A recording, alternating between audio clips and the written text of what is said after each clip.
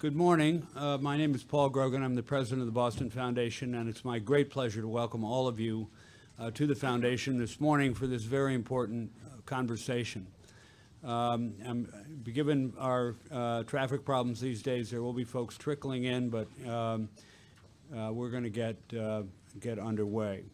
The name of this forum is Equality and Equity, Advancing the LGBT Community in Massachusetts. And we have two outstanding panels that we're going to hear from as we seek to understand and define the challenges and opportunities the community faces and gets organized to act on those challenges and opportunities. The Boston Foundation, as most of you know, is Greater Boston's community foundation, a 102-year-old charity that over its life has provided over $2 billion in grants to Boston area nonprofit organizations working in a wide variety of fields. And that makes us by far the largest grant maker in New England. But we are interested in more than grants. We are interested in issues, in policy, in the civic realm in this community. So to that end, we sponsor a large number of forums like this one, where important topics are explored with the aid of experts and researchers, as will be the case today. And so we're here to shine a light on this large, diverse, and growing LGBT community. The Boston Foundation has deep roots as a social justice organization going back to our finding. And as part of that overall presence in the community, we've allocated millions to support organizations like Fenway Health, the Boston Alliance of Gay and Lesbian Youth, the Family Equality Council, the Domestic Violence Project, the LGBT Aging Project, GLAAD's Youth Initiative, the Theater Offensive, and many, many more.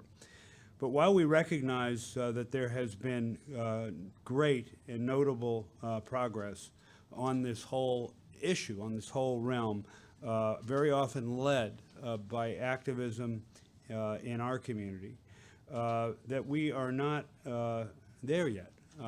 We have a ways to go, and it is urgently important that we, as I said, define the challenges we now face and act on them as we acted on the previous generations of issues. I want to offer particularly thanks to the leadership and inspiration of our now former board member, Catherine D'Amato, the CEO of the Greater Boston Food Bank, and our current board member, Scott Squilacci of Squilacci and Associates. The foundation, thanks to the leadership from the two of them and others, the foundation launched the Equality Fund, a permanent fund to advance LGBT community in Massachusetts. The fund provides an opportunity for donors to make grants and have a legacy of permanent support for the evolving needs of the LGBT community. The foundation provided seed funding for the Equality Fund, and we are proud that pledges to it have topped $7 million.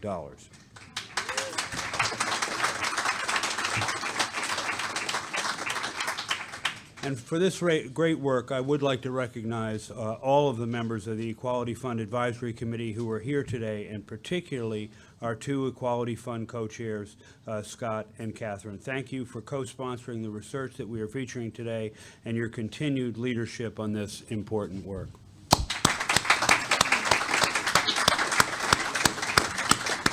I also want to underscore our debt of gratitude to Fenway Health, and in particular the Fenway Institute, for its leadership and partnership with us to produce this important piece of research that brings us here together this morning. Today's report, entitled Equality and Equity, Advancing the LGBT Community in Massachusetts, was prepared by our in-house research center, Boston Indicators, and the Fenway Institute. The report features new analysis and findings about our state's LGBT community, drawing on public data, findings from existing research, and key insights from interviews and listening sessions. My hope is that we leave here today not only with a sharper portrait of this community, but with a platform to turn this data into action. To take us further in the program now, it's my pleasure to introduce Stephen Chan, who is the Vice President of Strategy and Operations at the Boston Foundation. Stephen.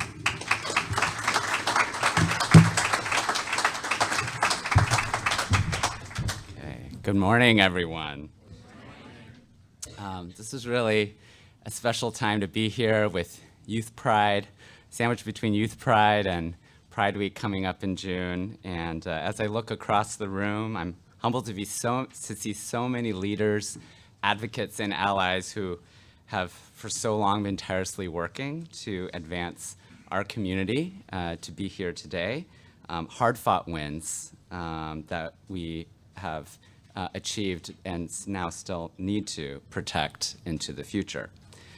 So thank you for choosing to be here today, and it feels very powerful and full of possibility that we are together. So right off the bat, I want to add my thanks to Paul's by recognizing a few more critical partners that made the report and today's event possible. First, I want to give special thanks to our event partners who are listed in the programs that are on your seats. In particular, I want to thank a number of individuals, Jansen Wu, David Ehrenstein, Grace Sterling-Stowell, Lisa Krinsky, and Mason Dunn for their sage guidance in designing this event and helping to convene listening sessions with community members which inform the report. A special shout out to Mason, because I know MTPC's annual event is tonight, so double thanks for being here this morning as a panelist. And last but not least, this report and event was produced by a team here at the Foundation. I want to thank my deep thanks to Tim Smith and Dan McConvey, who provide critical staffing for the Equality Fund and its activities and the committee, and our amazing communications and events teams at the Foundation. So please join me in thanking them.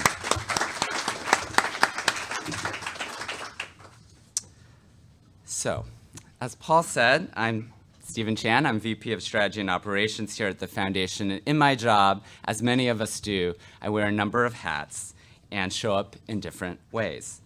Today, I am showing up in at least two ways. One, as in my role overseeing Boston Indicators, which, as Paul mentioned, I was really proud and fortunate to partner with the amazing Fenway Institute in co-producing this report. But today I'm also showing up in a personal way, as the queer son of Chinese immigrants, and as a gay person of color. In seeing the research unfold, I feel relieved and appreciative that this report begins to lift up data that validates my life experience here in Massachusetts, and really in the nation. And that's wonderful.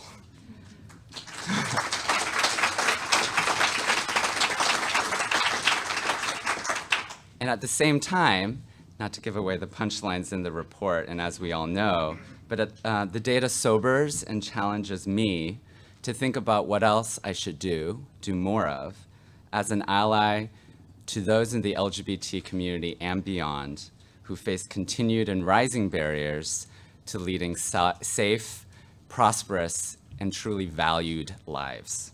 So I ask you, as you listen to the data presentation and panels and participate in the discussion, consider the hats you wear, the ways you show up, and what might you commit to doing differently as a result of being here today.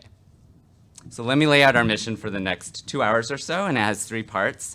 First, we're going to have the opportunity to listen to Anise Vance and Sean Cahill, 2 of the Equality and Equity Report authors, present data about our LGBT community that is featured in the report. I will say right off the bat, this report we are very proud of. It is a contribution. It is not a demographic portrait of all, but we are very excited about featuring this analysis and the increasingly inclusive public data and other research that has been done in recent years. Next, we're going to connect our hearts and minds to why this matters. And so Sean Cahill is going to stay up here and moderate a discussion that will bring the data to life with the help of a panel of leaders who are driving forward the work. We'll also want to hear your stories and questions and have some space for open Q&A. Then, third, we're going to move from data and story to action. I'll come back up at that point and moderate a panel of representatives from key sectors, state and local government, philanthropy, law and advocacy, and business to respond and build on the dialogue so far and call their respective sectors and us to action. We'll also want to hear your ideas for action and questions for the panelists. We're going to close at the very end with each of us in this room sharing one commitment to act on what comes out of the dialogue today. So that's the plan. Listen, connect, discuss, and commit. But first we text. So to get our juices flowing, I'd like everyone to pull out your phones. I know we all have them. And you see instructions up here on the screen. So first, we'd like you to opt in into our audience polling technology by texting LGBT to the number 22333. And so if you do that, give you a moment, it should log you into the system. You should get a text back that registers you. Okay. So an exercise to get our minds going.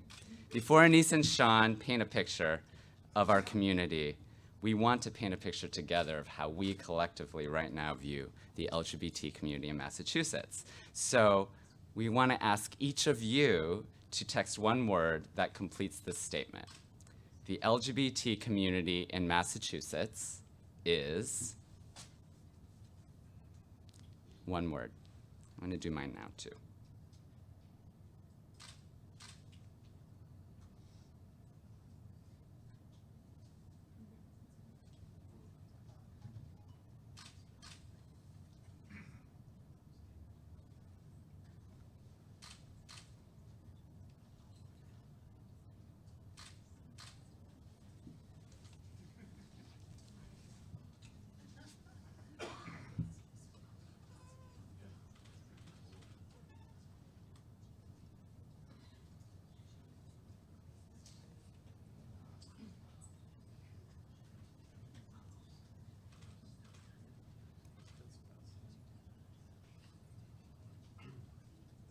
Maybe a few last seconds. Text that word in. Okay. Please feel free to add to this. I just want to name out a few words that are jumping out. As some of you may be familiar or very familiar with word clouds, the larger the word signifies more people texted it in. So the LGBT community in Massachusetts is diverse. It's beautiful, it's fabulous, it's strong, it's vibrant, it's growing, it's powerful. I want us to keep these words in mind, particularly as we know that data can often and should draw our attention to disparities in the unfinished work, but there is great resilience and there's great beauty and love in this community. So with that, I want to welcome to the stage Anise Vance, one of our report authors, to get us started.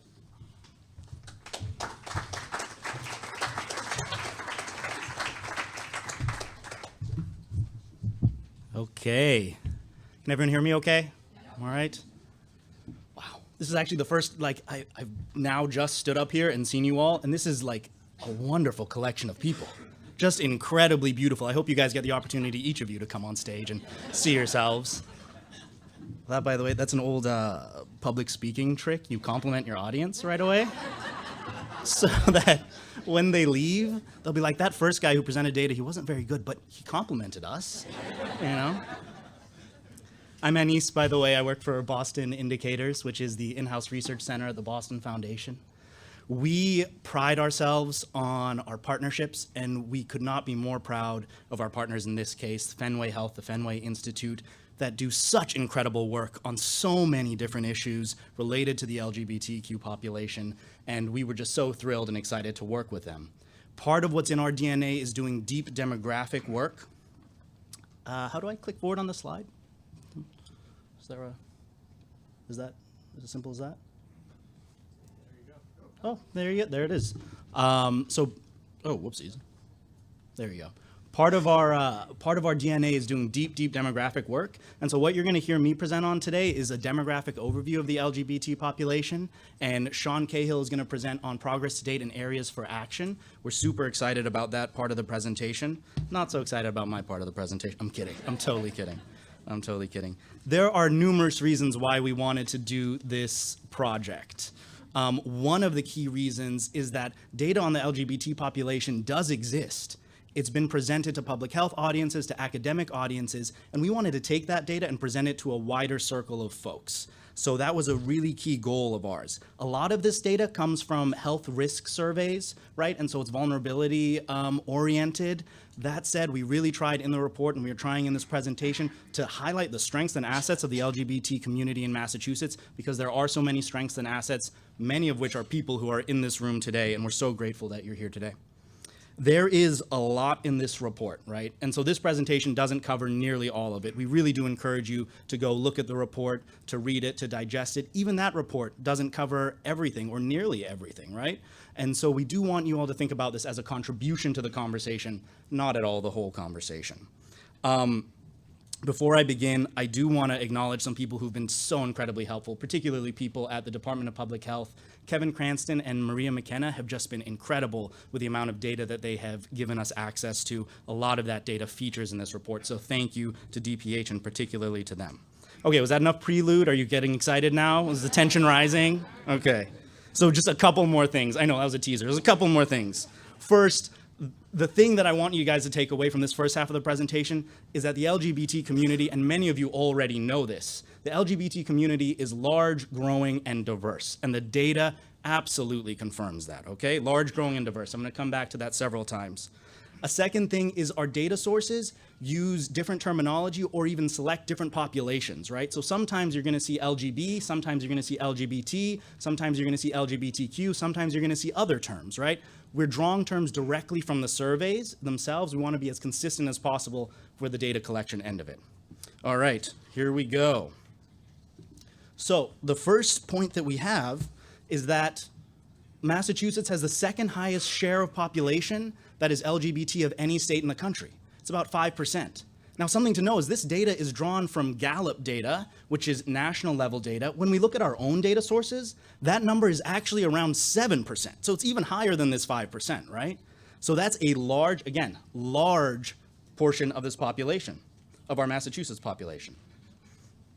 Second point I want to make is that the LGBT population, more young people are identifying as LGBT than ever before, right? And we see in this chart that kind of as you go up age groups, less and less people are identifying as LGBT. We see this as a story as the environment in Massachusetts becoming more welcoming to LGBT people. And as that environment continues and continues to become more welcoming, more people will feel comfortable identifying as LGBT. So again, that 7% number that I talked about might actually even be low, right? We might be looking at something 8, 9%, 8, 9, 10%.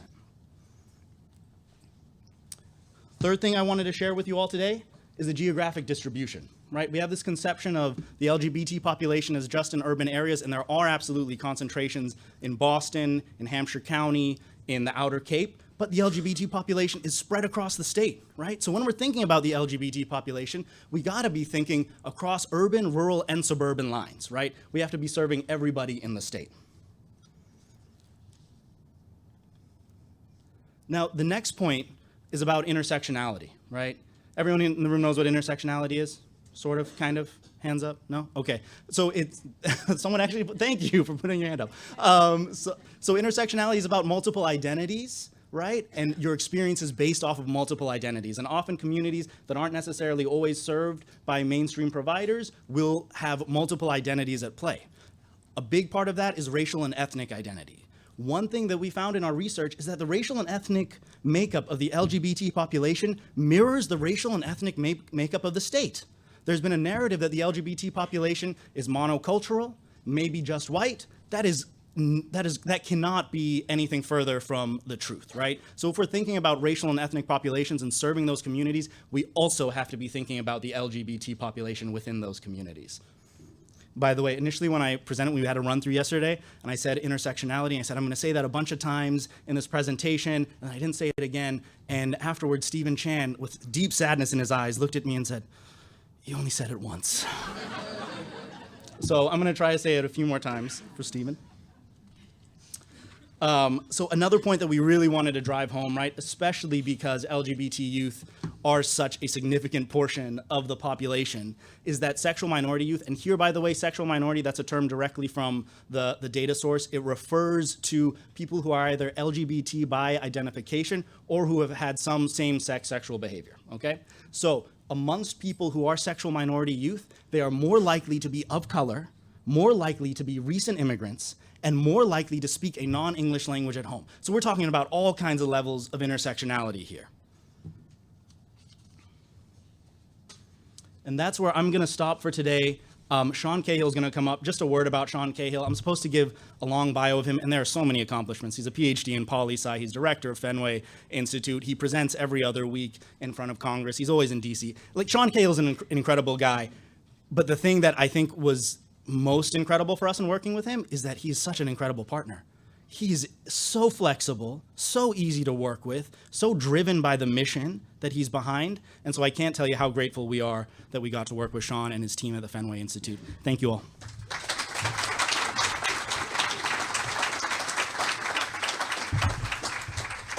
Thank you very much. That's very generous of you, Anise.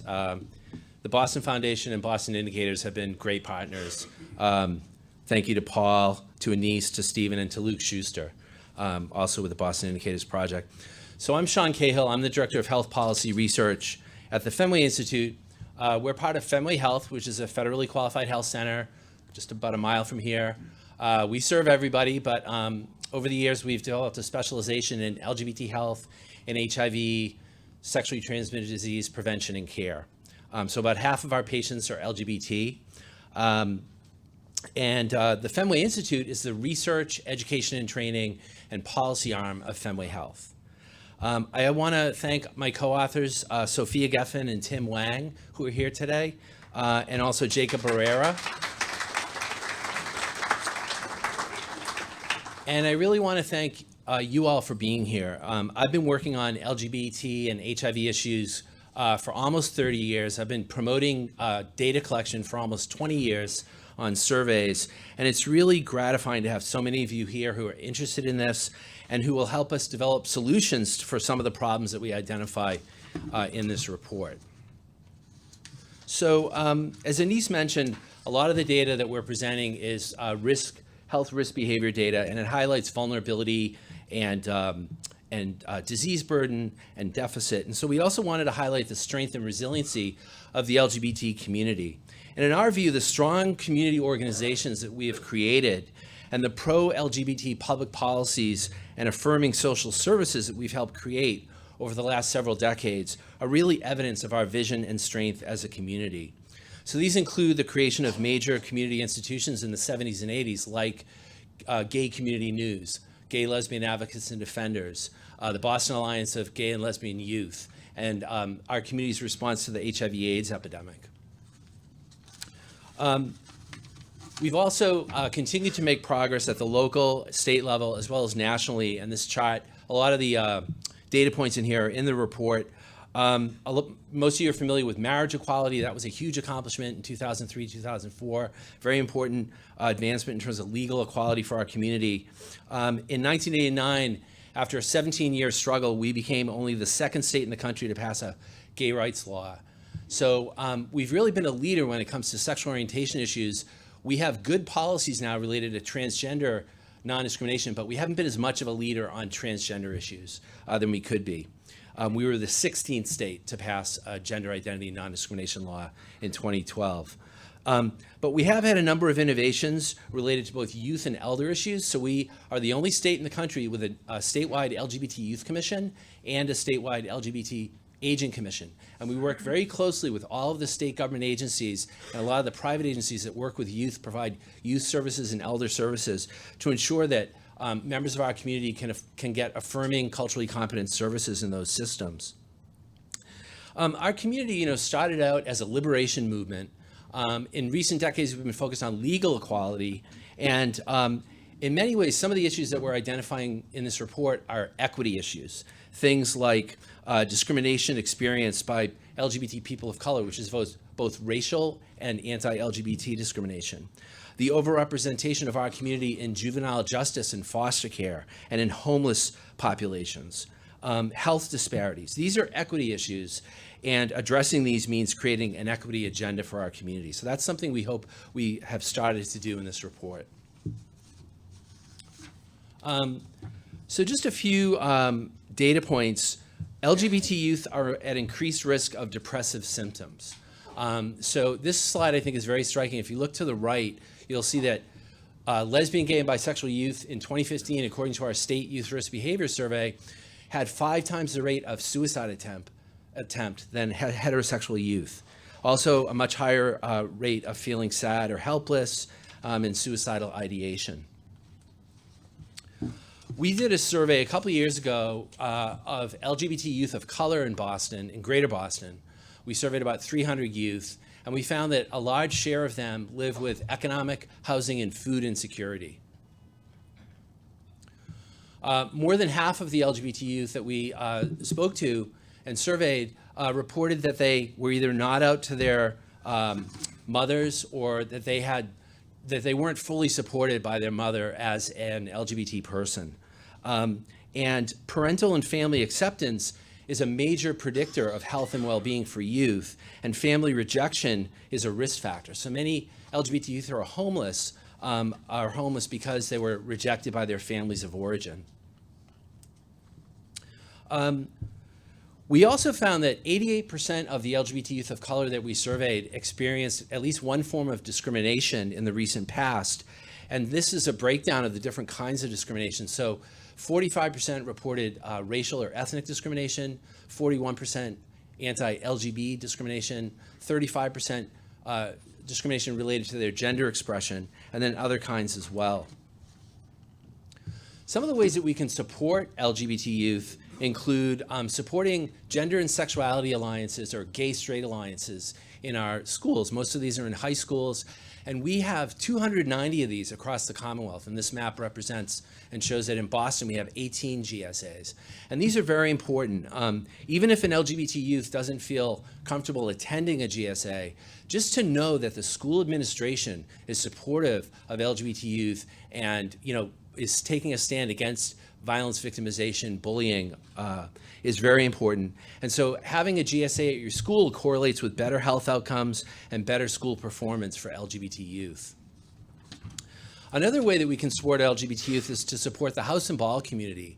This is a mostly Black, gay, and transgender culture that dates back at least to the Harlem Renaissance in New York, possibly as far back to the Civil War era. And it provides social support and community for, particularly for LGBT youth of color. It's an incredibly strong and beautiful and creative community, and it needs support from philanthropists and from the LGBT community and our allies in the straight community. We also cite data that from a report that we did at the Fenway Institute with the Massachusetts Transgender Political Coalition back in 2014, 2015.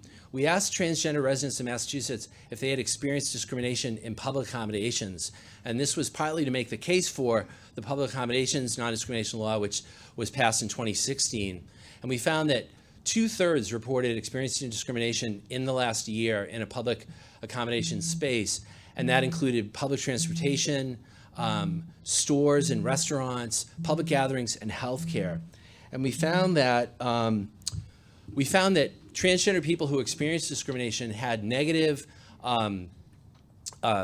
physical and mental health sequelae as a result of that experience. So they were more likely to have, twice as likely to have headache, pounding heart, twice as likely to feel depressed or hopeless as a result. We also found that people who experienced discrimination in healthcare settings were less likely to seek healthcare subsequent to that experience.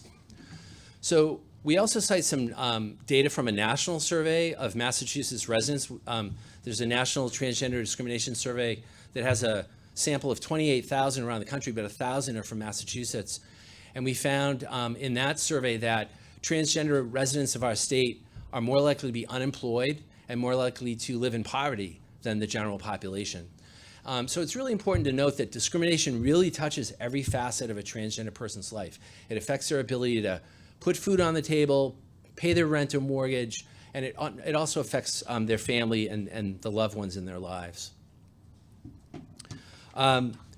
We found disproportionate behavioral health burden across the age spectrum. So not only among youth, but also among middle-aged and older people. We saw higher rates of depression in the LGBT community age 50 to 75. And one correlate of experiencing depression among older adults is social isolation. And for example, many older gay men are socially isolated because they lost a lot of their friends to the AIDS epidemic back in the 80s and 90s before the antiretroviral medications were available, and have been saving lives since. So one innovative way that we have come up with here to support, to strengthen social support networks is through congregate meal programs. So this is a map. We have 20 of these around the Commonwealth. Most of them are once a month, and they're meal programs for LGBT elders and their friends. So the one like in Orleans on Cape Cod is dinner and a movie, I think on a Friday night. And so people get together and they get nutritional support paid for by the Older Americans Act, but they also, more importantly, get social support. So this helps strengthen social support networks and can reduce rates of depression and social isolation. And if you're a person on medication, say for HIV, it can help strengthen your treatment adherence and improve your health outcomes in terms of that disease and managing that disease. So this is a picture from an older adult congregate meal program here in Massachusetts. And then finally, we make recommendations related to data collection and reporting. We present a lot of good data in this report. We're very excited to partner with our state public health department and other state and city agencies. It's really important that agencies report on the data that they collect. So for example, the Boston YRBS, we collect youth versus behavior survey just in Boston, and we'd really love to see the Boston Public Health Commission and Boston Public Schools publish those data or work with a local researcher to analyze and publish them.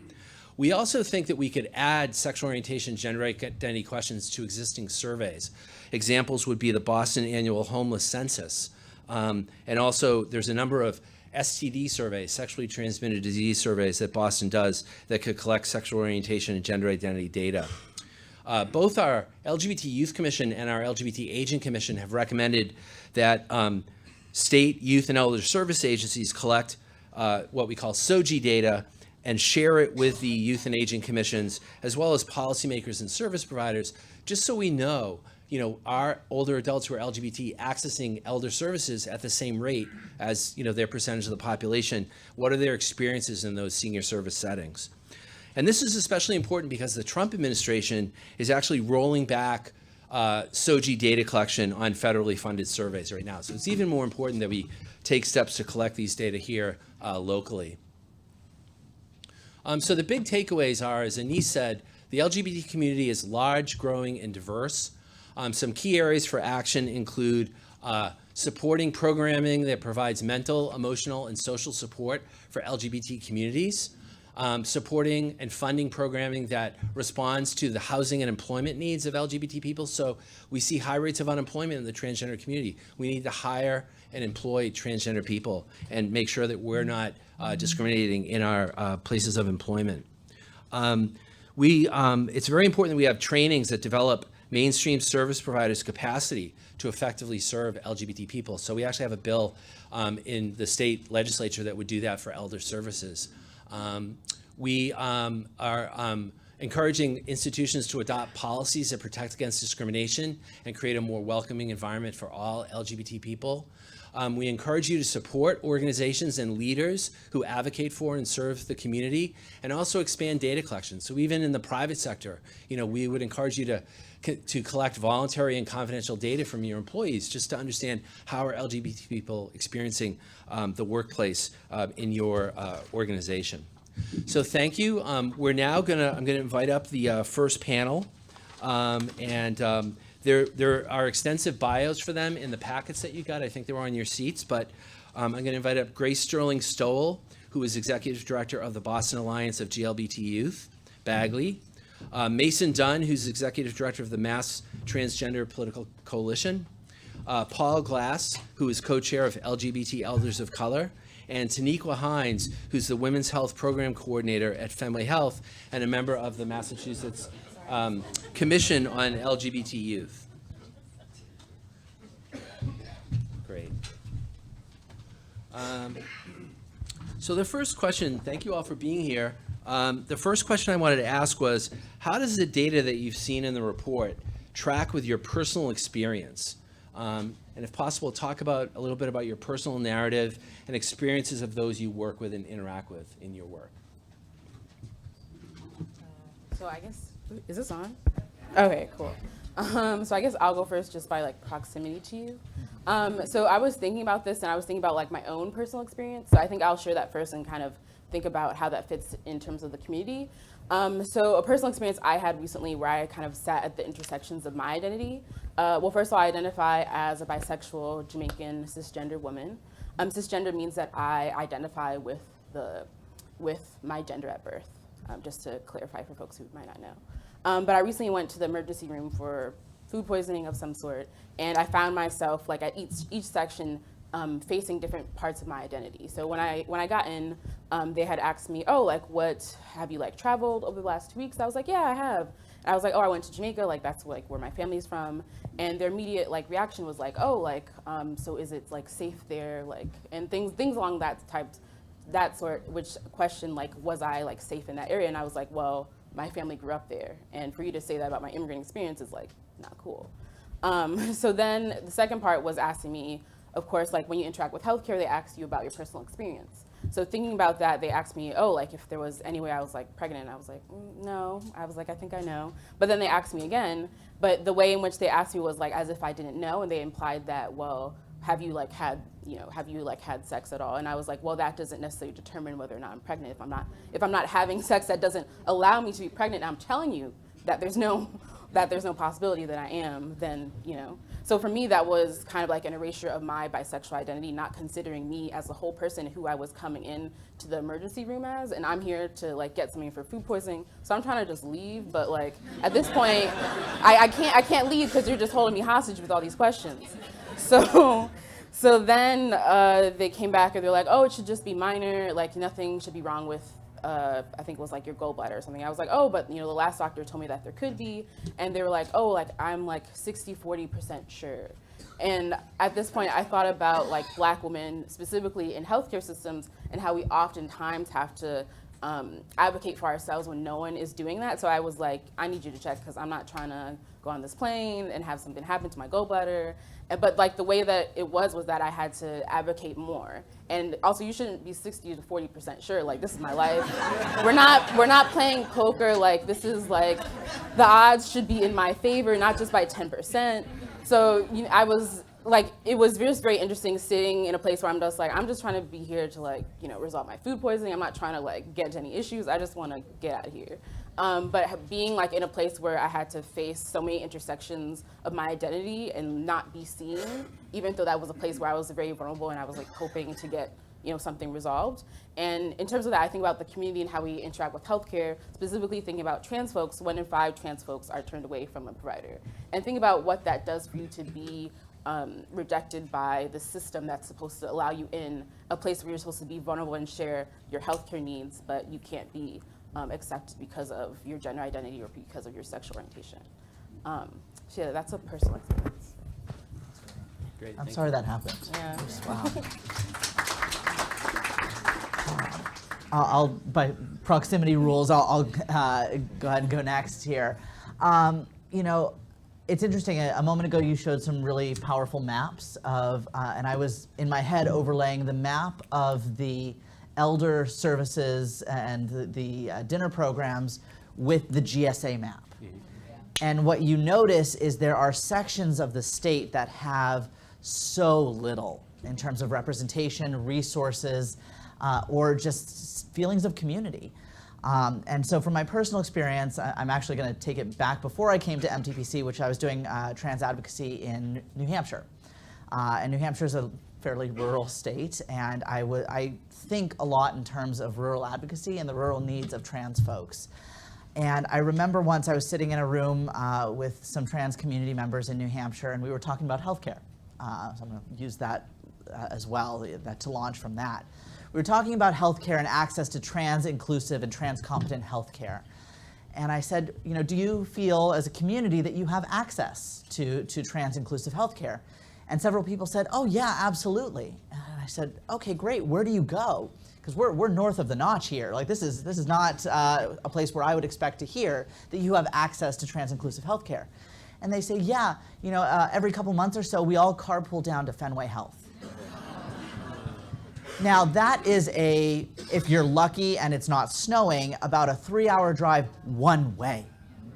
That's not access. That's not services in your community. That is an entire day that you have to plan for, take off of work if you have a job, find reasonable transportation to get over the notch and down into Boston. That's not service. That's not healthcare. That's not accessible. And so that always resonates with me. And so when I see those maps, I think about, well, if we're out in Pittsfield, do I have access to a GSA? Do I have access to elder services that I need that affirm my identities? Do I have access to health and wellness and community? And so this data really brings that to light for me in a visual sense. I'm a visual learner, so I like the maps. And really, to me, reaffirms and reestablishes our dedication to doing this work, not only in Boston or in urban areas, but really thinking about rural communities and what access means for those communities. Thanks. Thank you. Yeah, for me, what was important, or there's a lot of things that stood out for me, but one of the most important was the information on young people and thinking that we're at a point in our history where more young people are identifying somewhere on the LGBTQ spectrum at younger ages than ever before in the history of the world.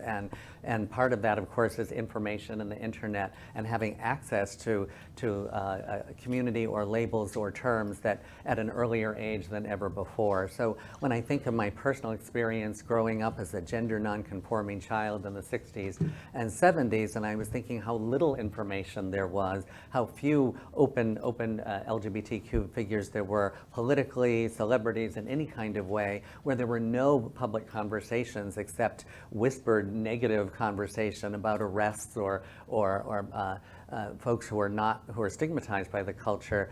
So I grew up in a sense of where did I find community? Where do I connect with others? Am I the only person who identifies in the way that I do or feels the way that I do? And now we have young people who, of course, it does depend on where you live in the state and where you live in the country or the world. So this is by no means universal, but more young people than ever before are able to connect to their identities at an earlier age. And the implications of that, of course, are that young people are coming out earlier than ever before in their families at an age where often as children, so that families are needing to address that in a way that maybe they didn't even have to when a young person was an older teenager or a young adult. In schools, in healthcare settings, in communities. So our whole institutional systems are being called upon to respond to the needs of young people who are LGBT or Q or somewhere along that spectrum, and we're in many ways unequipped for that. And while here in Massachusetts we have made great strides and in many ways have been in the forefront in the country around LGBT youth issues, we still have a long way to go. And that includes policies, that includes funding, advocacy, and as we know, since young people, it's a ever-replenishing group of folks, that it's never a one-off. You have to have continuous training, continuous education, continuous awareness to make sure that we're responding to the current and emerging needs of young people as we move forward. So some of the data really, I thought, highlighted that in a great way. And Grace, if I could, I just want to mention one data point that we didn't put in the presentation, but it's in the report. On the 2015 Youth Risk Behavior Survey from Massachusetts, 13% of high school students are LGB, lesbian, gay, bisexual, or report same-sex behavior. 2% identify as transgender. 1% are not sure if they're transgender. So 15% of high school students in Massachusetts are LGBT. That's like 1 in 7, I think. So very important. It's a much higher percentage than it was back in the 60s and 70s, I would say. Paul? For me, when I look at the data, and particularly around discrimination and depression, you know, it really kind of affirms what I have been feeling all of my life. You know, the kinds of experiences that I've had all my life. I'm 68 years old. I was born and raised here in Boston, and you know, the level of discrimination that was that I experienced on a regular basis. I mean, you know, it was kind of almost astounding, you know, and understanding how LGBT community has been discriminated against over the years, but more importantly, folks of color who have had to inherently absorb the majority of discrimination. And for me personally, it has happened over and over and over again. So this is just an affirmation. The data is an affirmation of what I've been experiencing, not just discrimination, but also, you know, it saddens me too, because oftentimes, you know, you talk about depression, you can't help but get depressed from those kinds of experiences when you're living it on a daily basis. And it's not to say that it happened so much that, you know, this is all I think about. And thank God I have had some very strong support and resources, support for both family and friends. And I've done some self-advocating and advocated for many others. But, you know, my experience has been, it's been varied, you know, over the years. But more recently, I can tell you, you know, I was hoping that maybe we have gotten beyond a lot of this, you know, and that we've kind of moved forward, particularly where the youth are so open about their identities and their sexuality, and how Massachusetts has moved forward in that and been kind of a leader in that regard.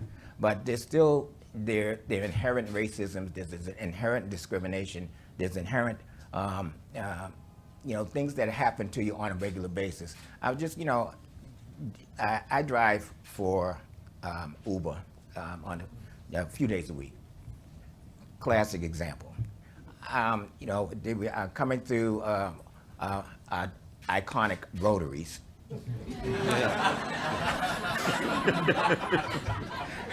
Where people who have lived in Massachusetts all their lives and experienced rotaries all their lives still can't get through rotaries.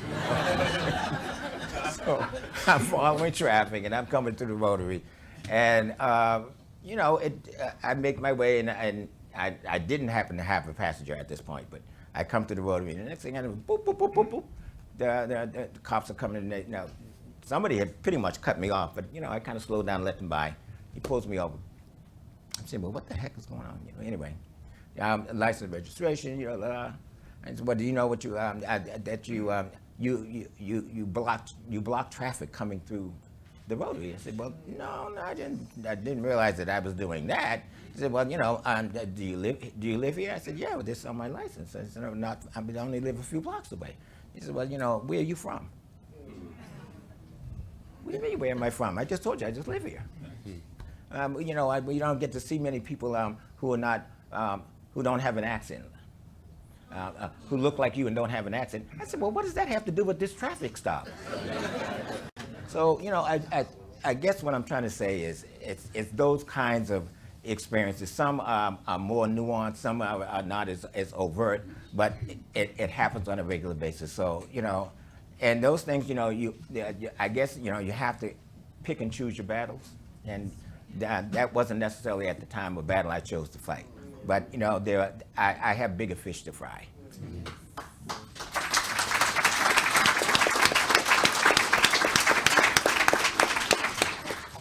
So the second question I have is, thinking about the three populations that we focused on in the report, youth, LGBT elders, and transgender people across the age spectrum, how do you think things have changed, and what do you see as the most pressing issues affecting, say, one of those communities?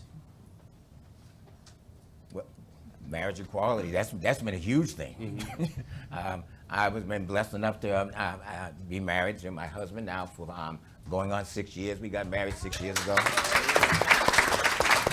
He's over in the corner. I'm going to point him out. There's Charles, my husband, right over there in the striped shirt. Okay?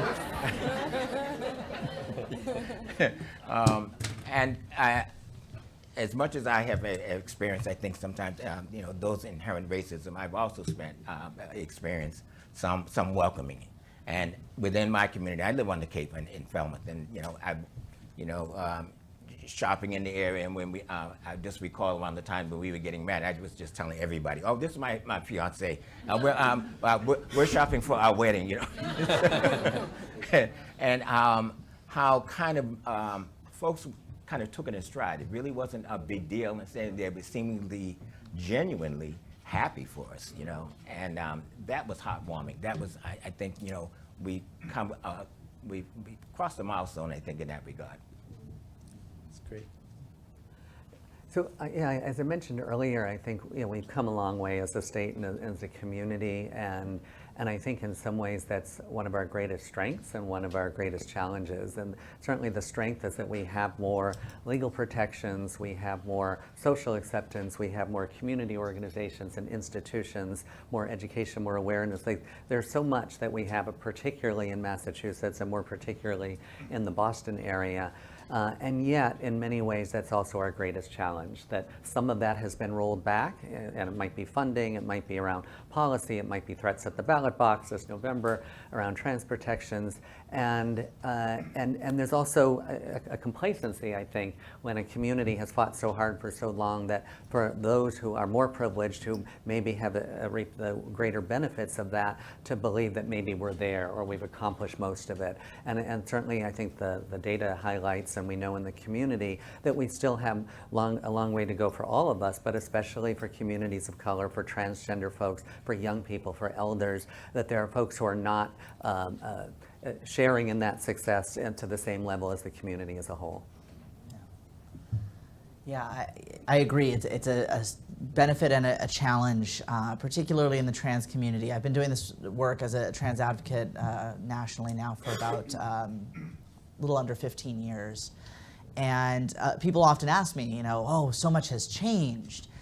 There are so many trans celebrities out there. That obviously has been a benefit, right? And it's great that so much of the education I do doesn't have to focus on what does transgender mean, but unfortunately a lot of the education I do has to dispel some of the myths. There are so many myths with that increased information access out there that there's this, one of the questions, oh well, it's all about the bathrooms. Like, no, it is about survival for the trans community. And the bathrooms sure are a part of that, but let's talk about health. Let's talk about violence. Let's talk about discrimination. Let's talk about trans folks living at the intersections of oppression, of racism and sexism and ageism and ableism. Sure, it's great that Caitlyn Jenner came out, and I'm gonna say it, because that is one of the names that always comes out for me. And that's great, but it's not helping in the same way that people assume it to be. And the fact is, here in Massachusetts, as Grace mentioned, we are now in a fight for our rights just to be able to access public spaces. And once again, that narrative is getting taken over by bathrooms and by myths and fears that are completely unfounded. So sure, things have changed. People know what it means to be transgender in some way, shape, or form. That doesn't mean it's better. I think something that, like other folks on the panel have pointed out, that has changed is the visibility of folks within the community. I personally love Lena Waithe. I don't know if people know who that is. Yes.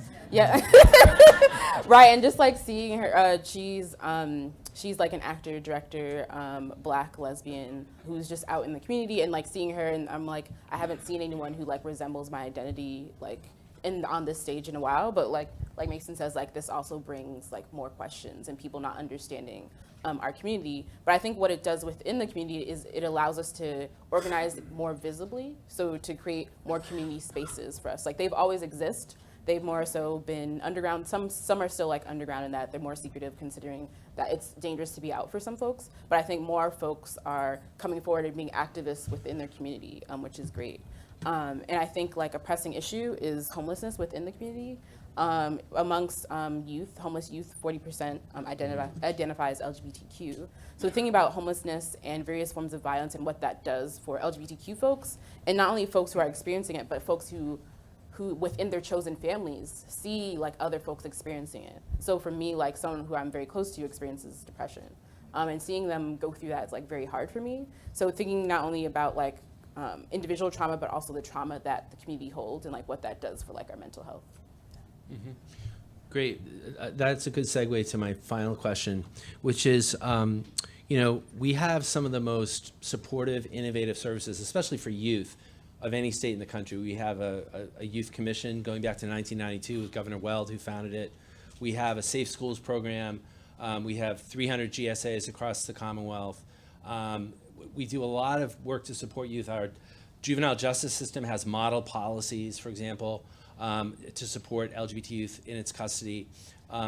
Yet, despite those great policies and a lot of resources, we still see high rates of depression, suicidal ideation. And how do people look at that? Like, how can we look at that and not feel hopeless, not feel like, well, none of this is working? What can we do to kind of really get at that behavioral health burden that we document in the report and reduce it and improve the mental health of young people and people across the age spectrum? So I don't know, I found this interesting because also last week I hosted a panel about for mental health on queer and trans people of color, and it was kind of similar. We talked about this, and it seemed hopeless from like a certain standpoint. But I think something that needs to happen from various organizations is empowering LGBTQ folks. So I think something that's very important in terms of behavioral health is having folks in positions of power or positions of folks who give mental health resources who reflect folks in the community. But as we can see, like there's not that representation. So thinking about what is like disempowering LGBTQ folks, it's like all these forms of oppression, all these forms of trauma, which is like disempowering them. So thinking about, I guess, within organizations, creating like programs that exist that empower folks, rather than just being like, oh, we're just gonna wait for this person to show up. This person isn't just gonna show up if historic oppression has continued to disempower folks. So thinking about ways that we can create like pipelines for empowerment, I think is like really important. That's great. Thank you. Yeah, and to launch from that as well, the representation in service providers for LGBTQ folks. I will say this, there's a lot of data, and the trans community, especially with youth, is certainly growing, and that's great, but we're still a very small community, and we talk a lot. And we are very well mapped in many ways, especially here in Boston, but across the state as well. And so when we find a service provider, a mental health service provider, physical health, any other resources that works for us, that word gets around. But more often than not, I hear a lot about, I went to a therapist who was not trans and who asked me what my name was before. And that had nothing to do with what I was there for, to talk about my depression or anxiety or suicide ideation. And so I think it's critical that our service providers, our health providers, not only understand and have the basic cultural competency down, but also reflect back our identities. I feel so much more comfortable talking to somebody about the struggles of my gender identity when I know that that person shares some aspect of my identity. Whether that be my gender identity, my sexual orientation. I think it's critical for us to have health providers who are people of color so they understand those intersections as well. And we need to set our youth up to fill those jobs. It's one thing to say, you're a youth and we support you and that's awesome, great, but let's also support you in taking my job and taking that job of a therapist or a social worker or a doctor or a lawyer or whatever it is that you want to do so that you can continue to serve your community in a way that reflects your identity, that celebrates your identity, and that understands the intersections of your identity.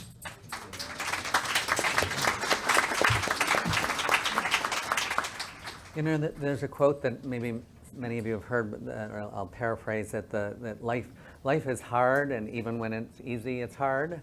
And I think a lot about that if life is hard for all of us, or almost all of us, and when you're LGBT, when you're a person of color, when you're a young person, when you're an elder, the layers of trying to survive in this world add to that. And so it doesn't surprise me that rates of depression and other mental health issues are so persistent, both among young people and throughout the population, because life is hard and it's not something that will eradicate. It's part of life. And so the question is, how do you manage that? And how do we support folks in managing that? And what does that look like? And I agree with what very much what's been referenced around young people, that it's important to recognize that young people and adults as well certainly experience trauma and other challenges, but are also remarkably resilient. And so we should be looking at what fosters and supports the development of resilience and what helps them to manage trauma. And that's really, if I can think of being a successful person in the world at any age, it's about how we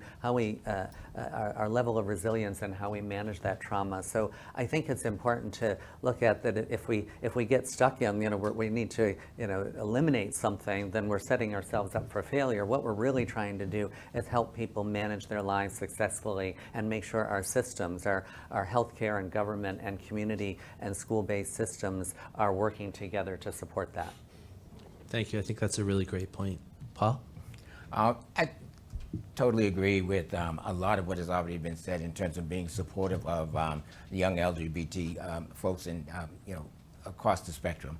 But I also feel it's important to provide additional support for the aging population. Mm-hmm. We're going to rely on a lot of young folks to help us. When we're unable to help ourselves. And I'm thinking about it in terms of myself. At some point, I may be get to a point where I'm not in a position where I'm able to help, for health reasons, not able to do the things that I'm doing now, and to be independent. And the older we get, the more dependent we become. And I think that it's a scary proposition when we're talking about being LGBTQ, identity, whatever. The point being is, when we're getting older and we have to depend on others, how are we going to be treated? And I think that that's part of what Sean had mentioned earlier in terms of the legislation about getting cultural competency training to care for LGBT folks who sometimes just go back in the closet when they're faced with these kinds of challenges. And I think we need to be very supportive of the aging community as much as the youth community. Mm-hmm. And it goes hand in hand. We're going to have to rely on youth, but we're hoping that we can rely on youth who are trained and competent. Thank you, Paul. And we LGBT people experience minority stress throughout our lives. People of color experience minority stress, but particularly when we're elderly or when we're young or when we're incarcerated, we're sort of more vulnerable. We're less autonomous, right? And so if you're relying on a home care aide to come into your home and help you with activities of daily living, you could have even greater minority stress worrying about how is that person going to treat you equally as an LGBT person. And that's some of the stuff that we're working on the Statewide Aging Commission. And Paul is a member of that as well. Well, thank you. So what I want to do now is pause and see what questions and comments the audience has, both on the research that Anissa and I presented and for the panel. But before we do that, I want to ask you all to turn to your neighbor and discuss two questions. And you're going to have 90 seconds each to discuss two questions. I'm going to tell you when 90 seconds is up. So total of 3 minutes. The first question is, what struck you from the data or the panel discussion? And then the second question is, what questions do you still have? So what struck you from either the data presentations or the panel discussion, and what questions do you still have? So talk in pairs, and we're going to regroup in 3 minutes. Did they mute our mics? I think they did, yeah. Okay. Awesome. We can talk. I'm sitting there like, am I loud?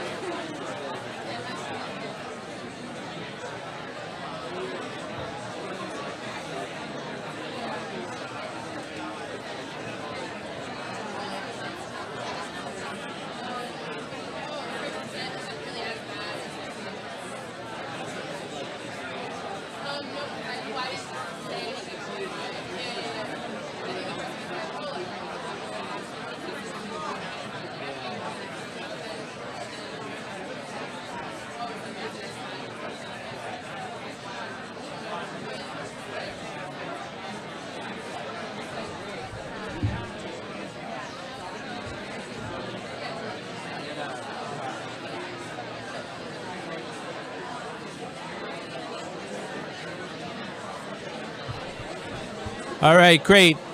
Now please move on to the second question. What questions do you have?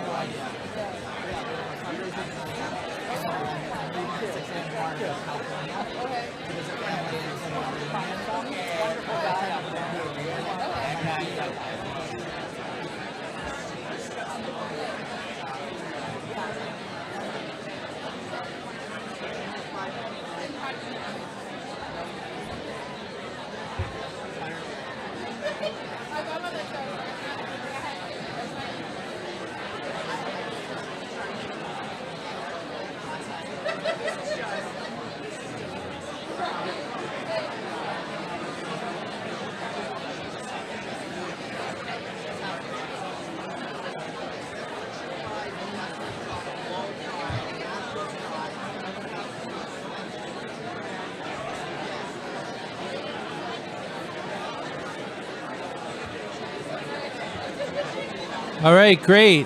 Thank you, everyone. Thank you, everyone. All right. All right, let's come back together here. Can somebody whistle? All right. All right. Thank you. That was a very spirited conversation. That's wonderful. So let's hear from either individuals or pairs. If you could first talk about what struck you from the data or from the panel discussion. Anyone want to share what they talked about? Yes. Hi. Hello. I'm Grace Marino. I'm the executive director of the newly launched and soft launched Massachusetts LGBT Chamber of Commerce. I was lucky to sit next to the researcher, so I got all 180 seconds. So the first question of what struck you, right? And so as a Latina, immigrant, lesbian, you know, from a traditionally Catholic Mexican family, into Texas, can it get any worse? I was barefoot, no. All of this, every story is just right up my league, right? The research about mothers, my mother was sure the whole world was going to end. Being pulled over in Brookline and being asked, you know, as I take my kids to the park school, what are you doing in this neighborhood? You know, every time I say I have a PhD, people say, really? What was your dissertation in? You know, so you get the questions.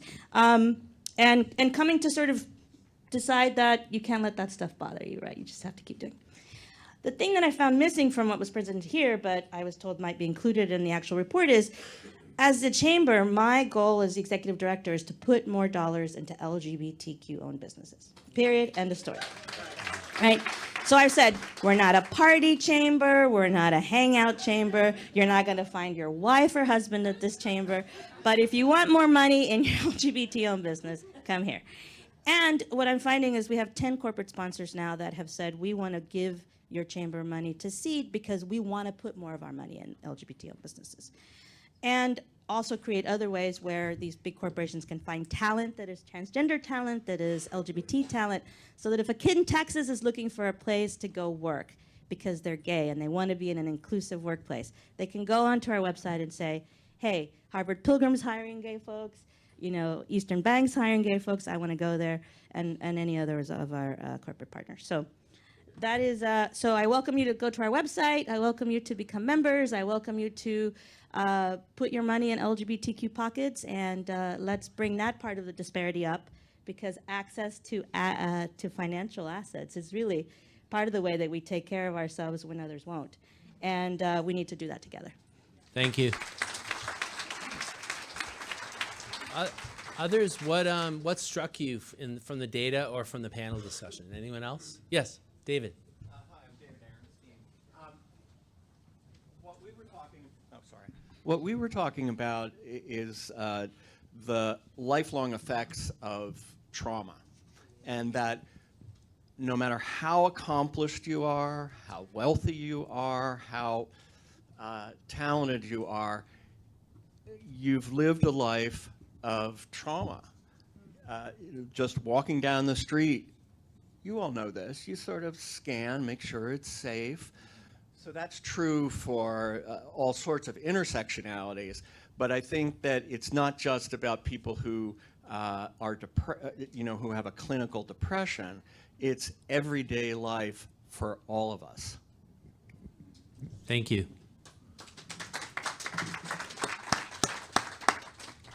Yes, Arthur.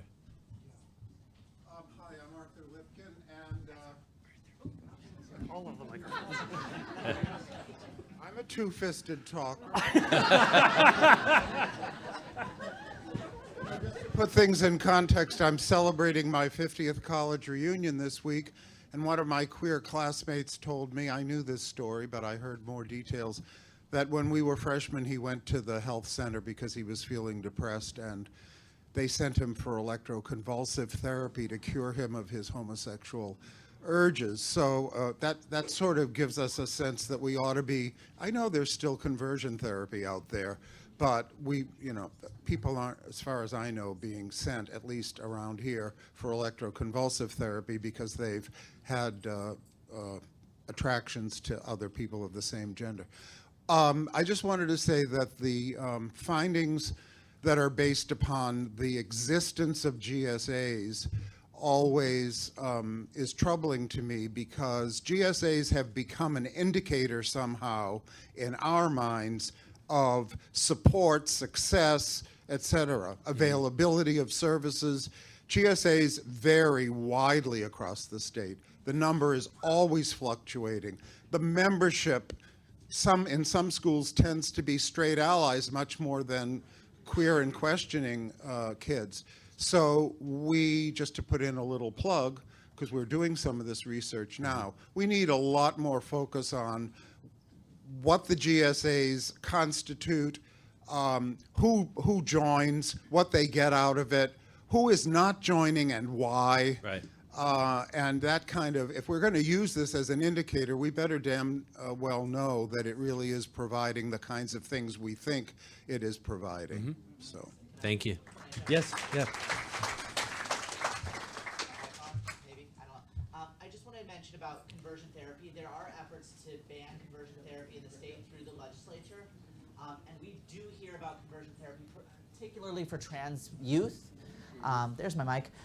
So we do hear about conversion therapy for trans youth in particular, because there's this effort to get them, let's shame you into wearing clothes that are, we assume, for your assigned sex at birth. We're going to shame you into doing that, and that's an effort to shame them into conversion therapy. And so that is absolutely still happening here in Massachusetts. Okay, yeah, let's hear from Bob and the woman over there. And if you could start to, if you have any questions about things we didn't cover, that would be great if we could move into that second question. Hi, my name is Bob Sure. Linscott. I'm the Assistant Director of the LGBT Aging Project at the Fenway Institute. And Sean, thank you for the data. And I was very interested by the suggestion of the overlays, of putting the, it really struck me, of seeing the state and from the GSA perspective and the elder service program, specifically the LGBT-friendly congregate meal sites. And I just go back to that same adage of hearing we're only as strong as our weakest link, and I think about all those people in those particular areas. And we just did an event last night in Cambridge, and a woman came up to me and was so upset because she had gone in Methuen to her council on aging and said, I really want LGBT. Is there's an LGBT program here? And they said, we're not doing that here. You need to go to another town. So we still got so much work to do out there to find out what's happening in these areas and who are the support systems there, because there are so many of those gay deserts. But that was great to see that together. Thanks. That's great, thank you. Yes, and then Shirley. But yeah, that person there. Hi, I'm Arian Allen. I'm a job developer at United South End Settlements. Hi, everybody. Woo-hoo. I guess my heartbreak was overhearing the idea that you can spend your whole life finally out of the closet, and then the danger of you suddenly, after being a mature person, living your life, might have to go back in just for survival purposes yet again. It kind of goes back to the idea of the trauma. It's like you're going through a trauma again and again and again. I want to know, is there a council out there? Is there some group out there? As a straight ally, I want to join. I want to be part of the solution and saying, okay, let's get some home health aides who are actually respectful of everyone, every community, but particularly, you know, gay, lesbian, trans community. Yes. Let me know, how do we fix this? And again, I want to be part of that solution, so I'm out there. Tell me what to do. Thank you. There is training. There's been training of home health care aides going on for at least a decade, right? It's a profession where there's a high rate of turnover. So we need to kind of be training people on an ongoing basis. But there is that in the Aging Commission, which my colleague Lisa Krinsky also sits on. She runs the LGBT Aging Project. Maybe you could speak at the end of the program, and she might be able to connect you to ways that you could get involved and support us. Thank you. Shirley. Hello, everybody. My name is Shirley Royster. You asked about what wasn't covered. I think drug use. In my experience, it's not only the youth that are having problems with the drug use, but also our seniors. And I think that it's been basically ignored for too long. Thank you. I know the Bureau of Substance Abuse Services at the state, in the state Department of Public Health is doing some work on LGBT older adults. I'm actually going to be speaking at their conference in June. I'm giving the keynote at their conference on LGBT elders and substance use. So I agree with you, more needs to be done. And Kevin and I, Kevin Cranston, who will be up here in a few minutes from Mass DPH, we presented a workshop there last year. So it's definitely on their radar screen, but hopefully we can work with them and provide more services so we can reduce the disproportionate burden of substance use in our community. Yeah, let me pick some people over here. Yes, you and then the two folks in the back. Yes, Heather. Hi, thank you. I was curious about the slide on maternal acceptance, and I wondered about fathers. Yeah. We only asked about maternal acceptance. You know, with this survey, you always sort of have limited real estate, and more people have a mother than have a father. But I think obviously any kind of parental acceptance is important. Father acceptance is very important. You know, the polling data on the general population show that there's more anti-gay prejudice among men than among women. And so there's probably higher rates of moral disapproval among men than among women. So you might see even higher rates of father rejection than mother rejection. So it's a good question. Yes. And then you. My name is Jean. I just want to thank you guys for having this event. I'm from BAC, Boston Alliance for Community Health. We are a partner for this event. My question follows by this discussion we're having, especially being from Haiti, being an immigrant in here. So having an event like this is really relieving, because a year ago my country voted for a law that made it illegal for same-sex couples to marry, and there's a lot of discrimination going down there. But I think 2 years ago, my mother and one of my sisters were having a discussion. My mother was getting a smaller home, and then my sister was trying to tell her, no, don't, because she was about to have a baby and she wanted to stay with her. And one of the things she said, even if Gene has a home, I can't go live with him for the lifestyle that he's living. We had a big discussion about it, and of course I cried and blah, blah, blah. She's stupid. But when we look at this issue, it's state, it's policies, it's you know, the system, workforce, and all of these details, but it's the battles that we fight at home. Mm-hmm. Those people that are close to us, I believe they love us, but still don't quite get it. How do we fight those battles?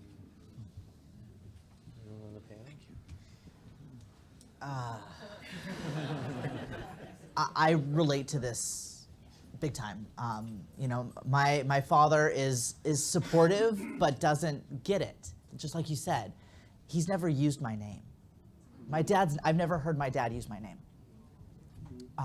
And that's really personal. Now he supports me. We get together. He's in California, so we get together for holidays, and I always feel welcome in his home. But there's something so human about not hearing your name that it's hard. And everybody says it just takes time. It takes time. Yo, it's been 10 years. So I'm not getting any younger. You're not getting any younger. So I think that surrounding ourselves with our chosen family is the way that I personally survive and thrive. And I know so many, just by that reaction, I know so many in this room relate to that. And it's not easy. And it hurts. And you see your friends, your straight friends, going home for Christmas or other holidays, and it's like, oh yeah, you can go to your home and feel loved and supported, and everything's just peach keen. And not all of us have that, and so we have to really survive through support in our community. Yes, and then you. Okay. Hi, my name is Raul Gonzalez, and I'm a planner at the Metropolitan Area Planning Council. And my question, I know, was touched on a little bit, but I feel like it would be good to go into further detail. But currently, there's a referendum that is very anti-trans and gender nonconforming in Massachusetts. And my question is, MAPC likes to be an opening and welcoming space for all. But what can organizations do to be more supportive, especially with regards to the bathroom policy and things like that?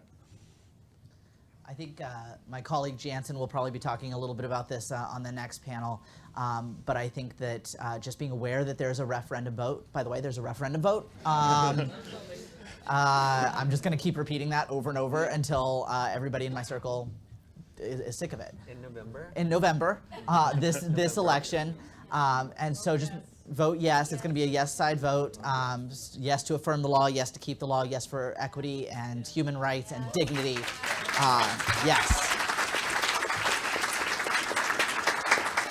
Beyond that, we're a small team. The coalition, the Freedom for All Massachusetts Campaign Coalition is a small but growing team. We need help on the doors. We need help phone banking. We need you to talk to people who may not have access to this information, your family, your friends who are maybe not in this room. Tell them. Drive them to the polls. Whatever it takes to make sure that we get out the vote and really affirm that, yes, trans people deserve basic rights and dignity. Okay, thank you. I'm sorry, I'm going to have to ask you to hold the question just to stay on time. The last question I have for the panel is, our next panel is a panel with leaders from the public, philanthropic, and business sectors. So as we transition to that discussion, do you have recommendations for policymakers and funders and business leaders for how to address some of the challenges that we've talked about? If you could each give like a 1-minute answer, that'd be great. I think something that's important is funding work in organizations that already exist, that already support the community. I think something that's hard to deal with, especially with nonprofits, is the lack of resources. So being able to give these resources and, like we said, supporting LGBTQ youth so that they're in the pipeline to become folks who can be hired for these positions so that we can see ourselves reflected in the services that we receive. I think that's really important. And something that I think is important as well, thinking about workplaces, is having a gender inclusive bathroom. I think is one very visible way to show support, thinking about folks who identify across gender spectrums and allowing them to be able to feel comfortable. But also thinking and researching different ways to also allow LGBTQ folks to thrive within your workplace so that you also are fostering that environment inside and outside too. I think it's important. Thank you. I think building that inclusion and that workplace is really important to lay that foundation, and then, quite frankly, hire trans people.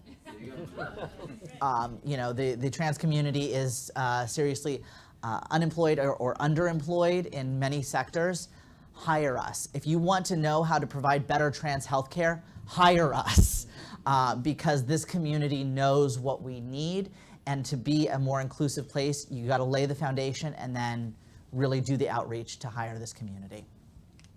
And I agree with all of that, and I would add, if you are a policymaker and or a funder, that start with talking to the community, that talking to the organizations and programs and services and people who are already doing the work. Very often we're looking for a bright new solution or something that's entirely different. It may not work for the community, so rather than coming up with that idea and then we're all scrambling to respond to it, actually work with us to figure out what's currently working, what's currently happening, what isn't, where the gaps are, and we can work together to craft something that will really be effective. Thank you. Well, I'm going to speak more to the funders. I think, it's important that we have funding to support services, but it's also important to fund those initiatives that are around social engagement. I'm talking about, like, for myself, I'm co-chair of the LGBT Elders of Color. We kind of work on a shoestring just so that we can provide outlets and events for folks who tend to be in isolation most of the time. Oftentimes, the older we get, the smaller our circles of friends become. And those opportunities to have social engagement are really important and life-saving in many senses. So I think that it's important for us to be more supportive of those these kinds of initiatives, and along with the health and mental health services. That's great. Thank you. So I want to thank our panelists very much. And I'm now going to call Stephen back up to the podium.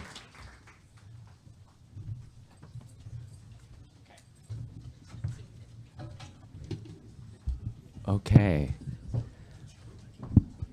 We are moving from data and story. We've already been talking about action, but really want to dive deeper into what we can do differently with this incredible panel who is joining us on stage as we speak. I'd like to, at this point, welcome the panelists to the stage. And as with our wonderful prior panel, I'm not going to go through the extensive bios and deep experiences that each of these really committed leaders bring to the conversation. We'll introduce them. We have Scott Squillace, who is co-chair of the Equality Fund at the Boston Foundation, also a member of our board of directors and principal and founder of Squillace and Associates. We have Marty Martinez, Chief of Health and Human Services of the City of Boston. We have Kevin Cranston, Assistant Commissioner, Director at the Bureau of Infectious Disease and Laboratory Sciences, and really key partner to us on the report from the Mass Department of Public Health. And we have Karen Young, Vice President and Chief Inclusion Officer, Harvard Pilgrim Healthcare. Last but not least, we have Jansen Wu, Executive Director of GLAAD, GLBTQ Legal Advocates and Defenders. So I just want to, we build a really strong container and platform through the data presentation, the dialogue we just had. So I just want to pick up right from there. I think each of you heard the initial calls to action and recommendations from the prior panel. Fund the current work, build the leadership pipeline so that our youth can be employed and shape the spaces, hire trans people, start with talking to the community, let's work together, and remember to fund social engagement. That was just really the tip of the iceberg. So what I'd like to start with is going down each of the panelists to, each of you have, and through your agencies, but personally done so much on these issues. So I'm hoping you can share one thing that you or your organization or agency is already currently doing to address one or more of these challenges. And we can start anywhere. Marty? Okay, I'm looking down. Eyes looked at Marty. It's at the end. Yeah, so thank you, and thank you to the earlier panel. The reflections were incredible, and I appreciated that. From the city perspective, I think the city's been doing a variety of different pieces, and in my world of health and human services, We oversee and partner with some amazing departments. Many folks are here today: Health Department, Food Access, Veterans Affairs, Elder Affairs. And it's really lots of organizations doing amazing work. And I think what the city has been doing is providing great services and resources and opportunities. But what I heard today was the desire and need to sort of cut across those opportunities and think about the population and the diversity of that population. I think, for example, our Veterans Affairs is in the process of holding an LGBT Veterans Forum in late June to highlight and raise up the amazing impact that veterans who identify as LGBT have given into the community, and sort of raise that up and not put that into the shadow, but to raise that up. I think about the ability of our, I think Margaret Reed, I think I saw her from the Health Commission, who's here working on health equity policies and all, looking across city government to think about health equity in policy decisions that may not be finely tuned into LGBT issues or into health, but thinking through how this policy impacts communities. But I think there's more to do, and I think it cuts across really access. And so that's what I heard from the panel. I think I heard the word, I started counting access, and I heard a lot of it. And I think it's about making sure that there is access across the board, not just when we're here today to talk about LGBT, not just in the month of June, but when we think beyond the flag raisings and awareness building and parades, which are great, but really think about systemically integrating LGBT issues and integrating the issues that impact our communities. And I really think that that's a powerful place that we have to think about beyond just when we're talking about LGBT men and women. I really think that the more we do that, the more we'll see some of the challenges that have been in this data for a long time. I'm not sure how different that data would have looked 20 years ago, but to see, that's when I think we'll start to see more progress. So that's a little bit of what we're doing at the city. So, is my mic on yet? Yeah, why don't we great. go down this? One of GLAAD's top priority for this year is the Freedom for All Massachusetts campaign, which you've heard a little bit about already. It is the priorities of many of the organizations and institutions in this room, including the executive committee, many folks who are represented here, including Grace with Bagley, Mason with MTPC, and Deborah Shields with Mass Equality, along with Karen Young, who's one of the co-chairs of our business coalition. So there's already a really strong coalition support to defeat what will be the very first statewide ballot referendum to repeal transgender rights in our country. Okay, so let me just talk about that for a second and why this is so important for us to win. First of all, obviously Massachusetts has a strong tradition of upholding civil rights, and we want to uphold that reputation of being a place that is inclusive for all people, including transgender people in our communities. And we also know that this is absolutely the tip of the spear when it comes to our opponent's strategies right now. Many folks will remember the 2004 and 2006 elections when we lost upwards of 30+ states and ballot initiatives when it came to the defining marriages between one man and one woman. This is the very beginning of a potential attack across the nation, and that's why it's so important for Massachusetts to serve as that firewall, not only to show, one, how dare you come into our Commonwealth and bring this type of hatred here, but also for us to write the playbook of how to win. We've never won before at the statewide level, but we can here. There's absolutely a pathway to victory for our side, and there's absolutely a pathway of victory for our opponents as well too. And that's the second point, which I just really want to hammer home, is that we cannot be complacent. If Prop 8 has taught us anything, we cannot be complacent when it comes to having our rights up on the ballot box. And so this coalition, Freedom for All Massachusetts campaign, you can learn more at freedommassachusetts.org, has been up and running for over a year now, has a strong staff, strong volunteers, is out there canvassing every single day, and we need each and every one of your engagement, your corporations, your individuals, your employees, your ERG groups, to help us make sure that we can win this. We know what the other side's playbook will be. It will be that they will put up ads that underline fear tactics around safety in restrooms, especially with regards to women and girls. And so our job is to inoculate voters from those ads before they even get up on the air, because we know by the time they get up on the air, it's too late. right? So the job is to invest early, invest now to make sure we can reach all the voters we need on our side to prevent them from falling for these fear tactics. And this just also connects really well to another theme that we've heard so much about, which is mental health. And so there's another priority. So I would kind of put my priorities in two buckets. The quality bucket is to engage with the Freedom Massachusetts, Freedom for All Massachusetts campaign. In the equity bucket, it's absolutely around mental health. We've seen the disparities around mental health, particularly with older adults and younger people, especially younger people of color. And we also know that when we are in the heat of a divisive and hateful ballot campaign, we will see those mental health disparities spike. We always have. And so it's incumbent on us to make sure that the resources are available to care for especially our young people who will be exposed to these really negative messages. And so, we've seen the issues around suicidality. I just want to name one more kind of impact of the mental health disparities that we know about, which is our youth and juvenile detention facilities. So GLAD has invested a lot recently in working with LGBT young people, particularly youth of color, in juvenile detention facilities. And one of the take-homes that is so incredibly clear is that what these young people need is not to be locked up, but what they need is mental health services, right? And that is where we can absolutely need to beef up our efforts.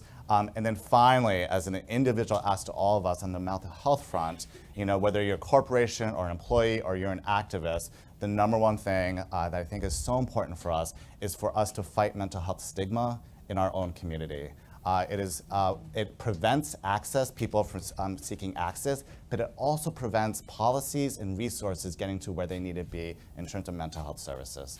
So those are the two things we are committed to fighting at GLAD, and we really invite all of you to come talk to any members of the Freedom for All Massachusetts campaign afterwards to see how you can get involved as well. Great, thank you. Hi, good morning.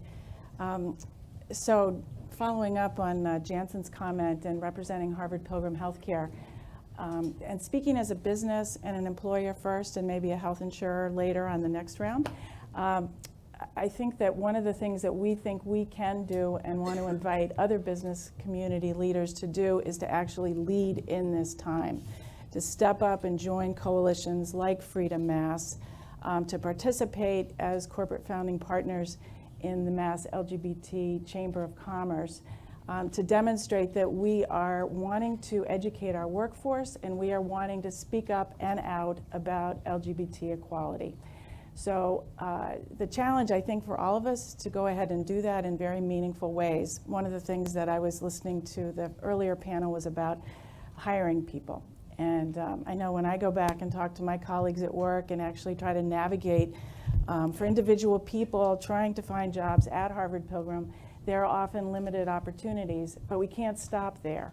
One of the things that we need to figure out how to do as a business community is to be a coalition of employers, which is, I think, one of the things that the Mass LGBT Chamber can do, so that if there aren't particular ready, available opportunities at Harvard Pilgrim, that we could leverage the community access among us. So I think those are important things to do. I was also struck by a comment Mason made that maybe all of us could just start a Take My Job campaign, right?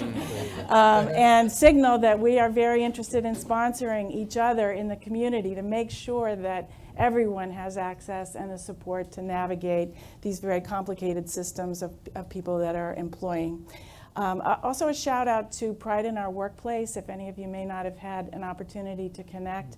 It's a community of business leaders and corporations who are supporting their LGBT community to express their pride, to meet each other as ERG leaders, and to talk about how to create more inclusion in their various workplaces around the Commonwealth. So I would say that one of the things that we're trying to do as a business is to stand up and lead and join and support the coalitions and supporting individuals for equality. Good morning. thanks to the Boston Foundation and to the study and event partners. This is an amazing event and a great study, and congratulations to Sean and Anise for putting the data together, making such great use of the available data. This panel is called Data to Action, but I want to acknowledge that the collection and interpretation of data and the application of data to our work is itself a set of actions that need to be maintained. We at DPH, and I just want to acknowledge Barry Callis, he's our designated LGBT liaison for the Department of Public Health, working with our Office of Health Equity and in our relatively recently created Office of Population Health. This is one of the advances of Commissioner Burrell, to really be focusing on population health and the social determinants of health with creative uses of data to identify disparities and to drive public health action. We're in the final stages of developing SOGI standards, sexual orientation, gender identity, and expression standards, to be applied not to just the traditional places. We have a long tradition at DPH of collecting good LGBT data in selected areas, HIV, sexually transmitted infections, substance use disorders, suicidality. We want to make these core demographics in all of our surveillance systems. We want to make validated measures available for all of the surveys and data collection activities that inform public health action, because public health is essentially a data-driven activity. If you don't count it, it doesn't count. And so we have to count, we have to identify, because there may be disparities for members of our community that have not been well identified in other health areas. And so those data standards are in their final stages, and I really want to encourage you to encourage us to get them in final form. Thank you. Terrific. Scott. Okay, I'm going to go off script for a minute, and then I promise I'll answer the question. But it occurred to me as I was sitting here how phenomenally humbled I am by the impressive report, the impressive leadership to put it together, and the impressive turnout and smart questions in this room. It's really terrific. But this stuff doesn't happen in a vacuum. Many, many people helped. And I just want to give 3 very quick shout outs. The first one is to the Boston Foundation itself. I have been enormously privileged to be affiliated in one way or another with this organization for about a decade and currently serve on its board. And in that capacity, I see how many requests come our way.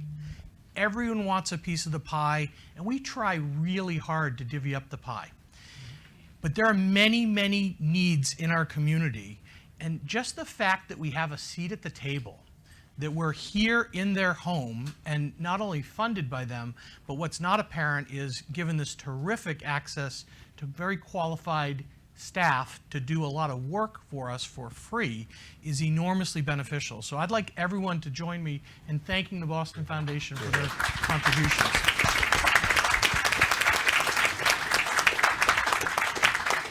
The other quick shout out I want to give to is to what I'm going to affectionately dub the godmothers and godfathers of this project. Many people in this room, even those who worked very closely on this report, probably don't know that the seeds were planted for this about 8 or 9 years ago, when my co-chair, Catherine D'Amato, who then served on the Boston Foundation board and was very aware of the great work that the Boston Indicators Project had been doing and had never done anything around this stuff, said, how about us? And Catherine, you really planted the seed to cause this to happen. And I'm going to ask you to stand up for a second, and I'm going to ask Dean Hara and Nan Dumas to stand up, because Dean was one of the first Equality Fund members of the board and very close to the Fenway Institute, and he said, why don't we get Judy Bradford, the late Judy Bradford, involved in this stuff? And Nan, if you could just stand up, Nan's widow, Judy's widow, Nan. Catherine, come on, please. And Dean.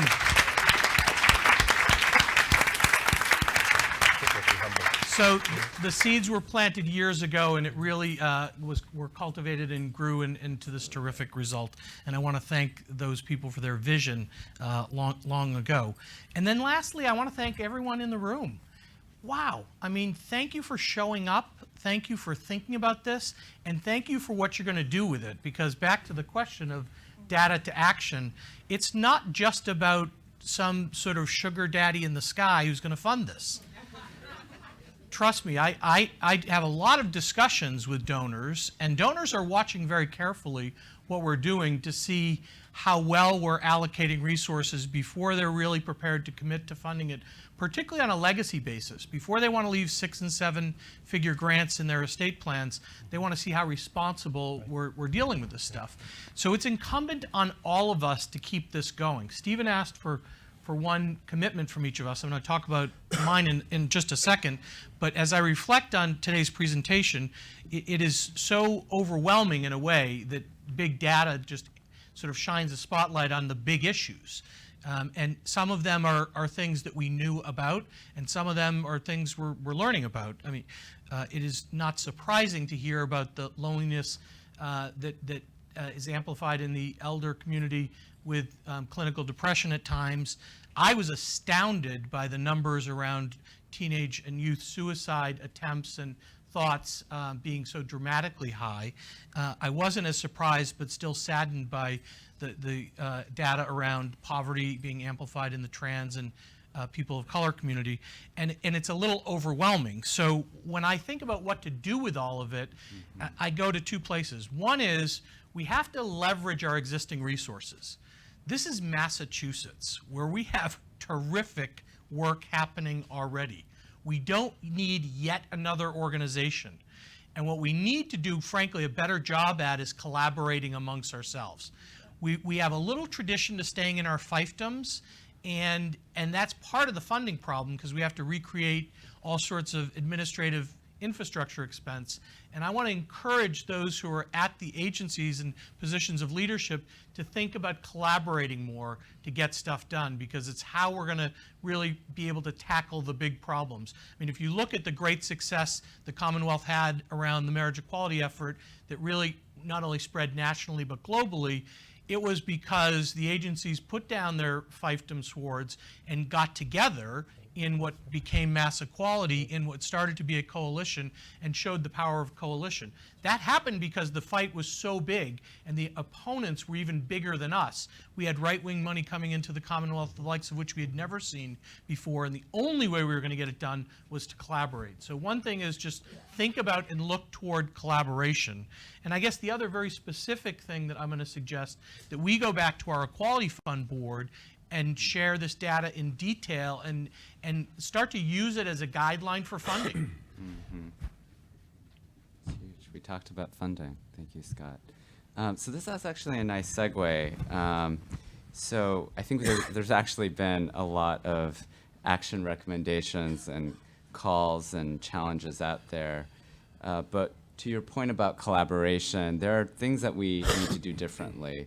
Both those who have been driving for this work for so long and more newcomer committed allies. And so I wanted to ask each of you, well, knowing that we can't do the same thing and expect a different result, what's one thing, not that your organization is doing, it could be, but the community should start doing or do more of that would make the biggest difference to advancing the LGBT community?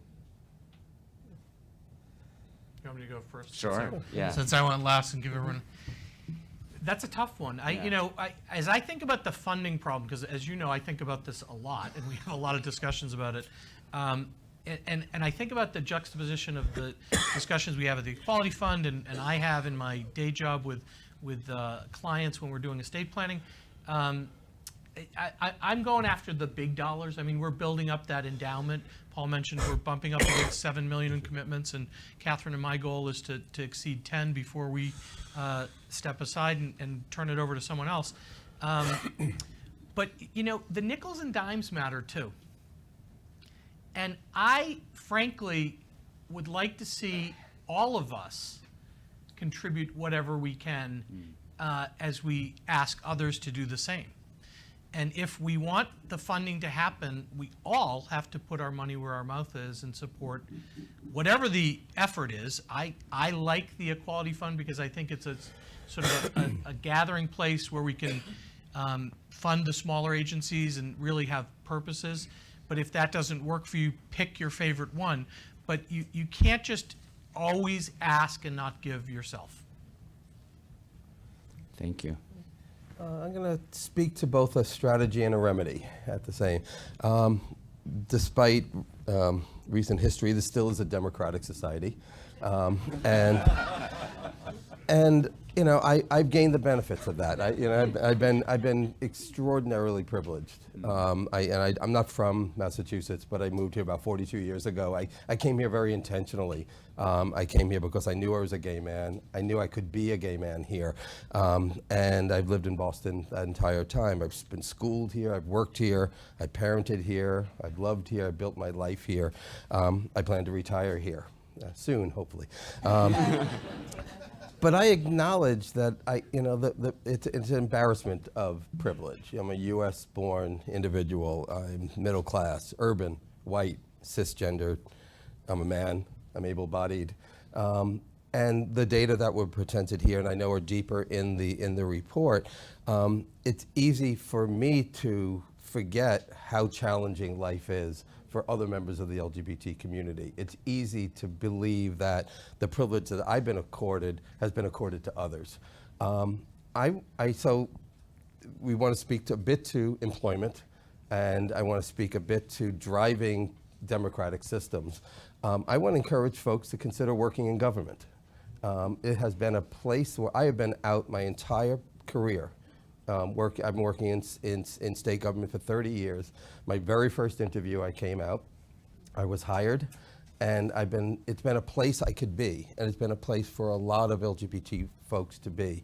We actually don't know how many, and Barry and I have been talking recently about in the way that other protected classes like veterans, people with disabilities are being encouraged to self-identify officially in employment records. So we have some sense of it. We really want to do that for the LGBT community in state government, and starting at DPH. I won't be here forever. Others of us won't be here forever. We need a new crop of folks coming in to drive the policies, to drive the regulations, to drive the licensing rules, to drive the contractual and funding investments. And so I want to encourage LGBT folks to come, because I think we can create a safe space to be. Great. Thank you, Kevin.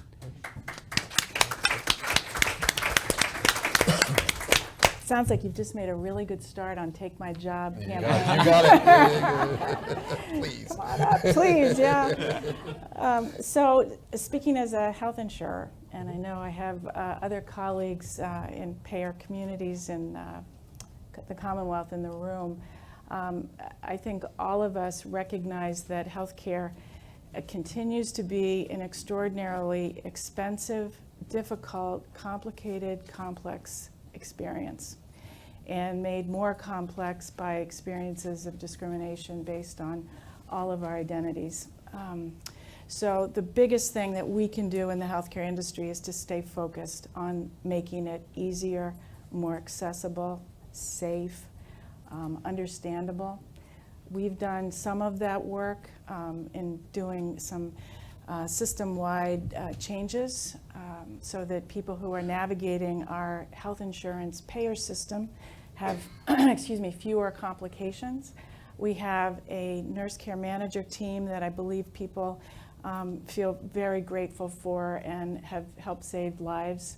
But we're only a small part of the system, and we know that. We've been doing some health equity roundtables led by Shawnee Dowd that many of you may know, and hearing from various parts of the community about how we can collectively impact the healthcare experience. We have tremendous difficulty with respect to data and SOGI data. We've had some of our accounts ask us to create an opportunity for them to be able to help their employees identify as non-binary or on the gender identity continuum. We use forms that we have to salute to the federal government for, and so connecting together around how we implement some of those changes takes a long time, and it's a lot of work, and we have to stay focused. There's so much more to say about that, but that's where we need to be, and that's where we'll continue to be. Thank you, Karen. I think my main point here is that I think we each and every one of us have an opportunity to be evangelists for philanthropy and to help create a culture of philanthropy that we've never seen before. I mean, I think that is possible with the potential in this room and beyond. And let me give 2 stories about why I think there's so much more potential for us to create that culture of philanthropy. The first was the election. So for many of the organizations in the room, we may have experienced something similar to what GLAD's experienced, which is the day before and the day after the election felt very different when it came to our bottom lines, right? Folks who had never given to GLAD were giving for the first time. Folks who had been giving to GLAD for decades were increasing their gifts by amounts we never imagined that they would have the capacity for. And so what that tells me is that we have the potential, we have the capacity to grow this movement so much greater than we have ever before. The second story or example I want to give is a statistic. Or maybe I should have started with this one because this is the downer. It's a statistic from the Funders for LGBTQ Issue, which is an organization based in New York City that studies LGBTQ philanthropy. And consistently, they have found that only 3% of the LGBTQ population gives to LGBTQ organizations. Really? 3%. Think about if we even just doubled that to 6%, what a huge difference that would make for all the needs that we heard about and the disparities that we heard about today. So there is so much potential for us to really grow our movement. The second thing I'll say in creating a culture of philanthropy is, and this is something that my husband and I did, yearly, but especially after elections, we looked at our giving, and the way you do this is you have to be really intentional about what your giving is it in the right places? And we decided that after elections, we need to shift some of our priorities, right? Which wasn't easy. Well, we grew the pot first, right? And we wanted to give more. And each year we try to grow that pot. But then we also want to see where can we shift those resources? And that's hard to do, particularly for people, you've been giving an organization for a long time, you develop relationships, right? And that's really hard to do. But if we're going to start to move the needle on these disparities that we've heard about this morning, we have to also start to shift those resources and priorities in our giving as well too. At GLAD, we've made a very intentional effort as part of our strategic priorities around racial and economic justice to shift where our money goes externally in the organization, whether it's event sponsorships or the businesses that we're supporting, et cetera. And we really invite all of you to kind of look hard at your budgets, see where you can grow the pots, and then also see where you can shift some priorities. Thank you, Jansen. So I'm going to shift us from philanthropy. Having spent the last 11 years in a nonprofit, I've been begging philanthropy for the entire time, and I'm going to shift to different strategies for a second, because all those are really important. But I'm going to shift to raising our voices a little bit. And what I mean by that in a different way is that I think these are really important conversations to have at an equality and a title of a forum that's equality and equity.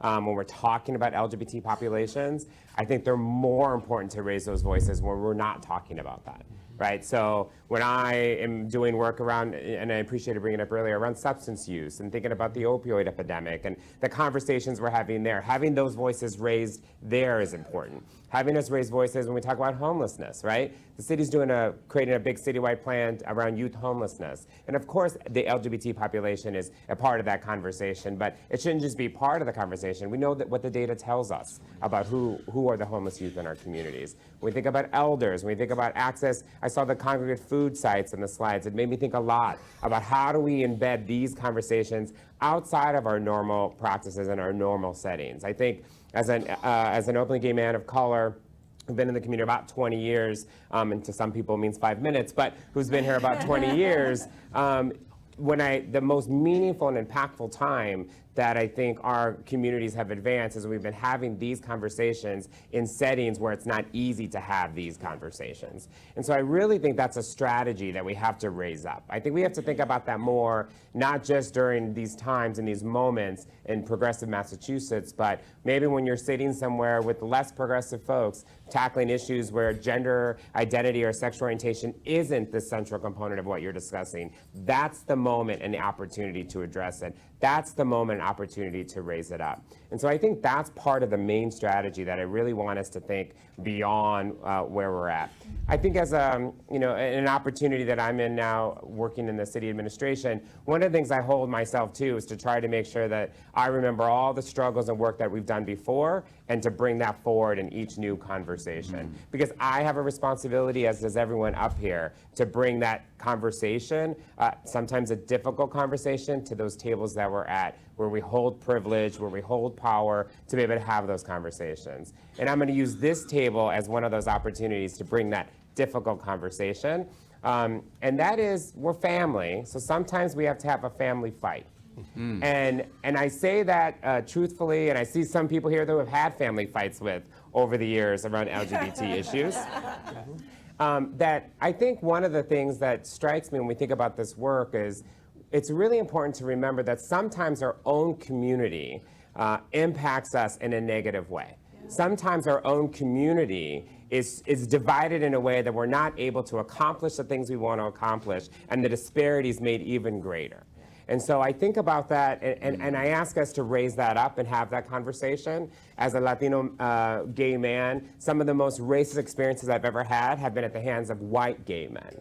And so I think it's really, really important that we don't lose the notion that, yes, we have common goals, we have lots we need to accomplish, but we also have divisions in our own community that we need to own, that we need to work towards, and that we need to understand that it isn't one size fits all, that there are complex issues in our communities, and we need to raise those up even when it's uncomfortable, even when it's challenging, even when we're all working towards the same goal. Sometimes calling it out is the first step of having some real progress towards it. So that's the thing I think we need to do more of, and I think we need to do it differently than maybe we've been doing it recently.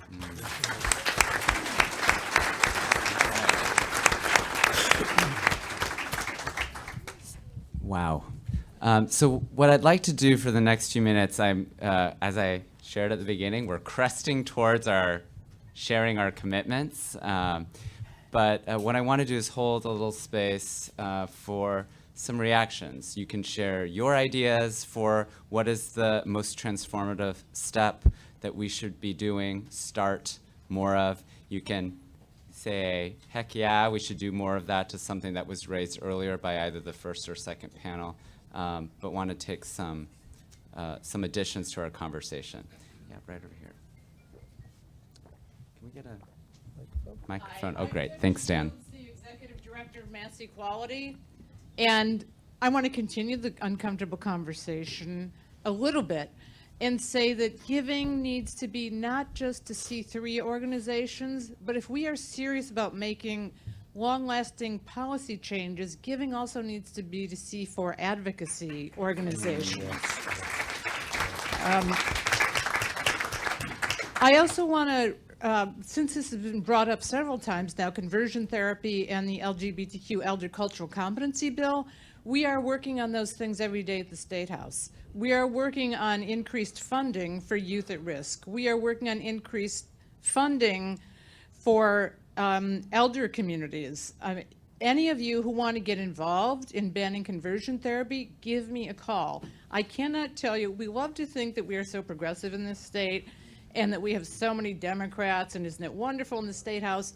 Every single day I hear things about simple things like conversion therapy that legislators don't want to take that vote because they're afraid they're going to lose their seats. Now, the data showed us that everybody who voted for the transgender anti-discrimination and public accommodations bill was reelected. No one lost their seats.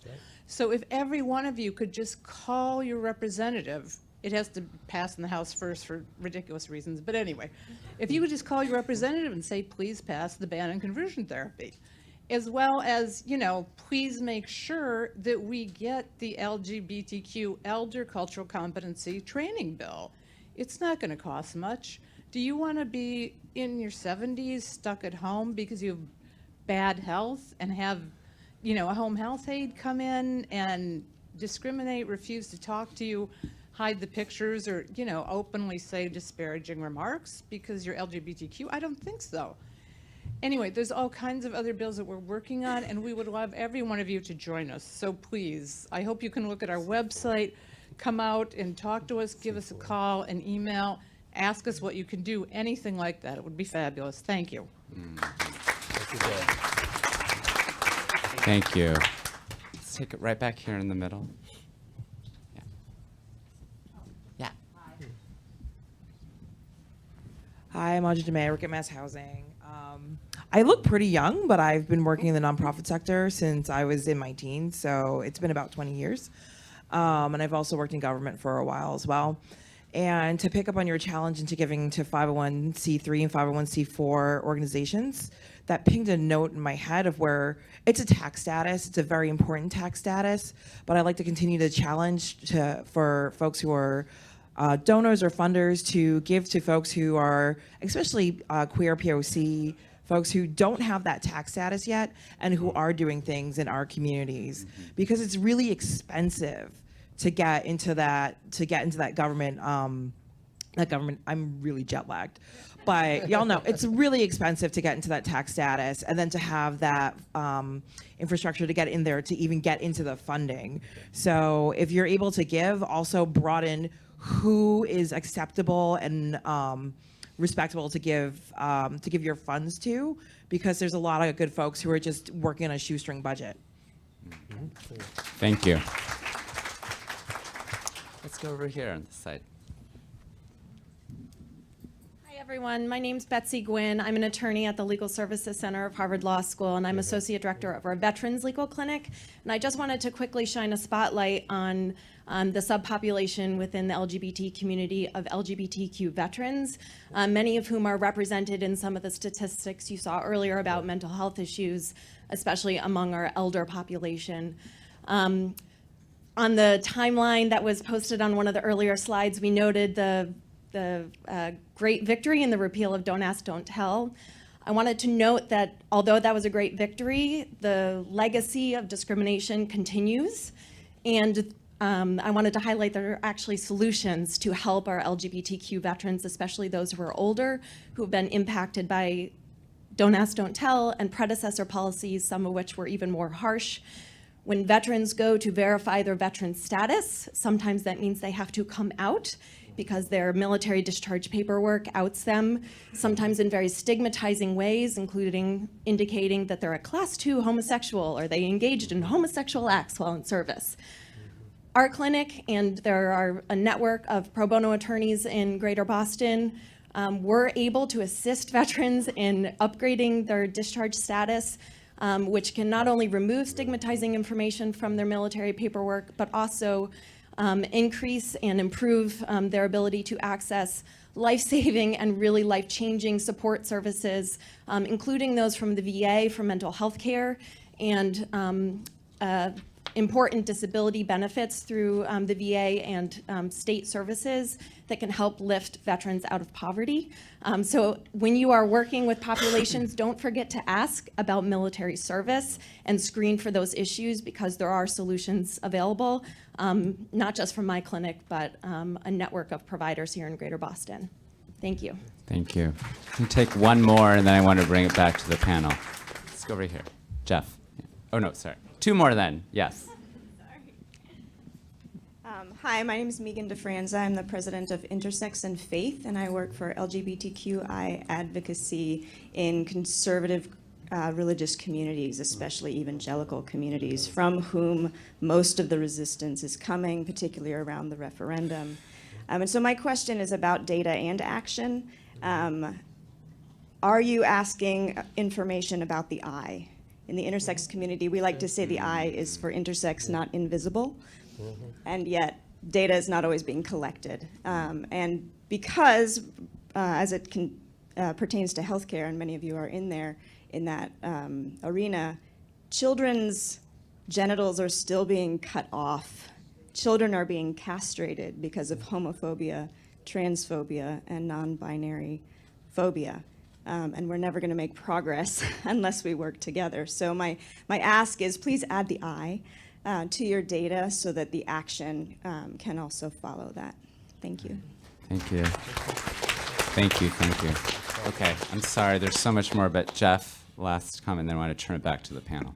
I'll just make a quick comment about something that's coming down the pipeline. Is in 2020, our country is faced with the census, the national census. And a critical issue for us in Massachusetts is to ensure that everybody is counted. And there are many populations, even within the LGBTQ community, that are hard to count.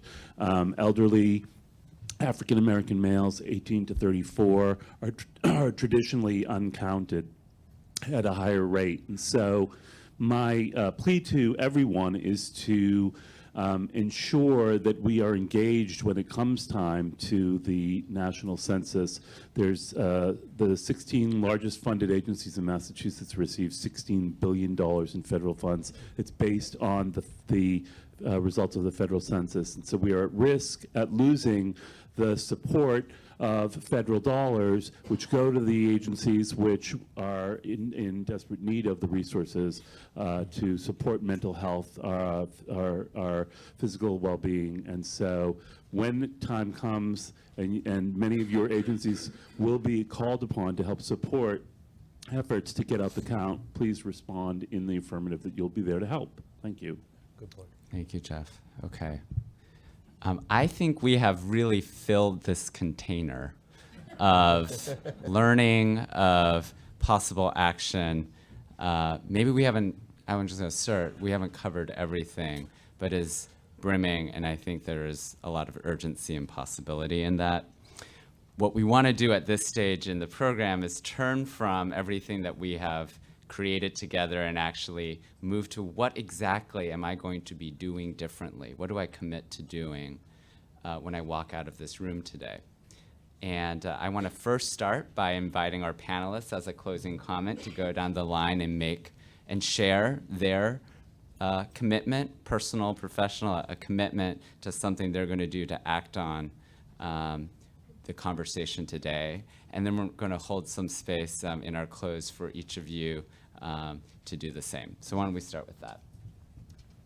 Scott? So I sort of said my one thing. I think that I'm going to suggest that the Equality Fund Advisory Group use this data as guideline for our grant making.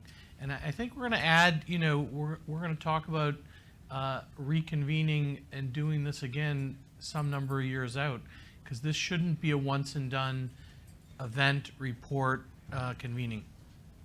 Thank you. Kevin. I'm going to honor my multiple commitments to my fellow commissioners in the Special Legislative Commission on LGBT Aging and get those SOGI data standards out the door.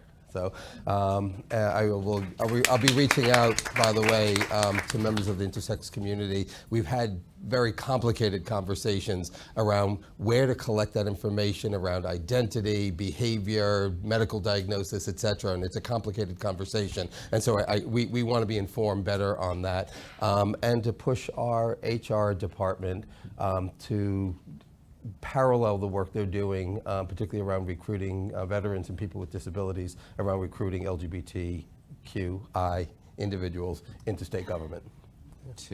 We'll take 2 commitments too. Thank you, Kevin. Karen.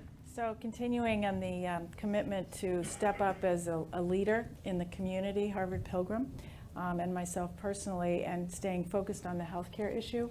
I think what I'm taking from today is the idea of sharing this data in the HR community more broadly. I'm not in HR right now, but the organizations of NERA and SHRM in particular could very well benefit from the data that was shared today in creating strategies that are part of other discussions. So I will do that. Thank you. Jansen. I have one personal, one organizational, one invitation, so I'm going to be that annoying panelist. Personally, I actually, this is just a follow-up point on the discussion about philanthropy. I will commit to just talk about our giving more. We have to break through the silence about giving and philanthropy that we have so much in New England, and so that includes talking about the organizations I love that I give to over social media, in my friendship groups, over dinner, because that's how we create that culture of philanthropy. Organizational additionally, I already mentioned this as well too, but GLAD is committed to continue to shift our resources internally to advance racial and economic equity and justice for the entire LGBTQ community, and we'll continue to do that. And then one invitation for everyone, because this has really been so focused on data, and one of the things I know Kevin had mentioned is that there are so many gaps of information that we don't, that are still out there. As we go ahead to try to fill in those gaps and kind of collect more data, particularly qualitative data on some of the most vulnerable communities that we've been talking about here today, you know, youth of color, older adults, trans folks, homeless folks, how do we do it in a way that strengthens the resiliencies of those populations that we are speaking with, right? And there's some very easy and basic ways that you can do that. One, pay people for their participation. Two, feed people for their participation, right, with culturally appropriate food. And then three, make sure they have the support and the referrals and the resources when they leave that conversation, so that they're not left with kind of like, oh man, I just went through a really grueling hour talking about all the things that are really difficult in my life, and now I don't have the resources afterwards. So that's the first invitation. The second, as we talk about the data, and I think this has been such a shining example, we have to talk about the disparities side by side with the resiliencies, so that we don't perpetuate stigma amongst the most vulnerable in our community. So a couple concrete things and then one general one. I encourage anyone here to go to the Health and Human Services site for city government. It's the largest part of city government, has 9 departments in it. From we heard veterans come up, we heard food access, fair housing, the elderly, and keep us accountable to include the conversation that I just said I want us to do. Keep us accountable to include that conversation and those same conversations that we're having, right? So the services that we're providing through the city, we have the ability to do more and to raise that up. So I would ask you to help keep us accountable to that. The second, real concretely around data, we're having conversations right now in the city about how the city reports on, and I think this speaks to Sean's point, the Youth Risk Behavioral Survey through the Health Commission. And we're talking right now about raising that visibility and releasing more of that data specific to substance use. But I'll commit that we're going to assess and look at it with my Health Commission friends on what it says about sexual orientation and how we can raise that up and create more visibility around that through the state or through the city and our partners that we work with through the CDC and others. So I will commit to be able to do that. And the third thing, which I think everyone will commit to doing, I can speak for everyone on our panel, but speak for myself, is to continue the conversation and the dialogue and to support those who come, to Kevin's point, who are going to come after us and with us, right? I remember real distinctly, and if you've known me previous to my role in the city, the power of relationships and mentoring is what I believe in passionately. And I know those folks who got me to where I am today through conversation and putting me on their shoulders, and I don't want to forget that. So I commit personally as a gay man to always be able to do that and continue to do that for others. And I think we all need to do that to bring people along with us and make space for people at the table, not just people who look like us, but to make space for everyone at that table. So that's a personal commitment that I'll share. Applause. Okay. I think our panel modeled how to lay down commitments. So what I'm going to ask each of you to do right now, take out your phones again. We practiced already. We'd like you to take a moment to text, if you haven't already, opt in by texting LGBT to 22333 to be in the program. If you're already on the system, you're fine. What you then want to do is text 222333 what your commitment is. So take a moment to do that.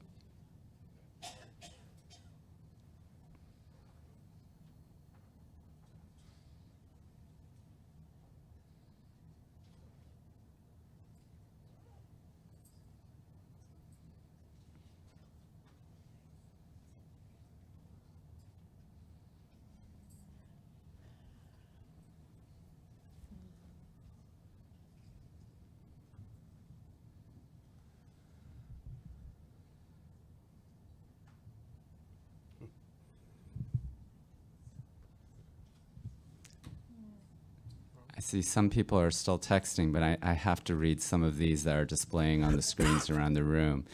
I commit to run for office. I commit to increase philanthropy. I commit to LGBT senior housing in Massachusetts. I commit to mentoring young people. I commit to uplifting LGBTQ youth of color.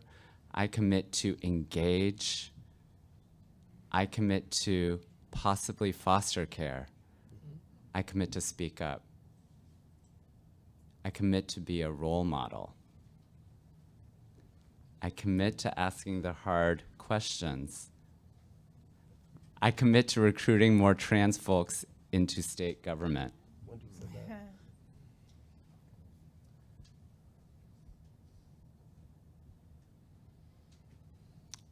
I commit to learn. I commit to improve data collection efforts with grantees. I commit to fight for trans rights. I commit to raising up my diverse voice now and forever. I commit to giving more. I commit to having an official SOGI working group in my workplace. I commit to advocate for inclusive language and open conversation in our assessments. I commit to use data as guidelines for Equality Fund grants. I commit to educate religious communities. I commit to be gay for the rest of my life. Strong. Woo! It's a dirty job, but These are wonderful. So as these continue to roll in, I commit to engage the intersex community. I commit to signal boosting the data in my workplace. I commit to philanthropy. So I think that through what we've built today, I hope that you'll carry this commitment, more than just intention, this true commitment into the rest of your day, week, month, year. There's a lot at stake. There's a lot that is urgent that needs to be addressed. As a foundation, we commit to continue to be alongside listening, learning from all of you in this room, honoring your voice, particularly supporting the Equality Fund and its work as it transforms itself and learns and continues to hold space for all of us to really shine a light on these issues. Scott, I agree with you. This is not a one and done. We know that there's still more data that needs to be collected, let alone be put out there for us to interrogate and contend with. And so I think we have partners at state and local agencies, at the Fenway Institute and beyond to continue that conversation.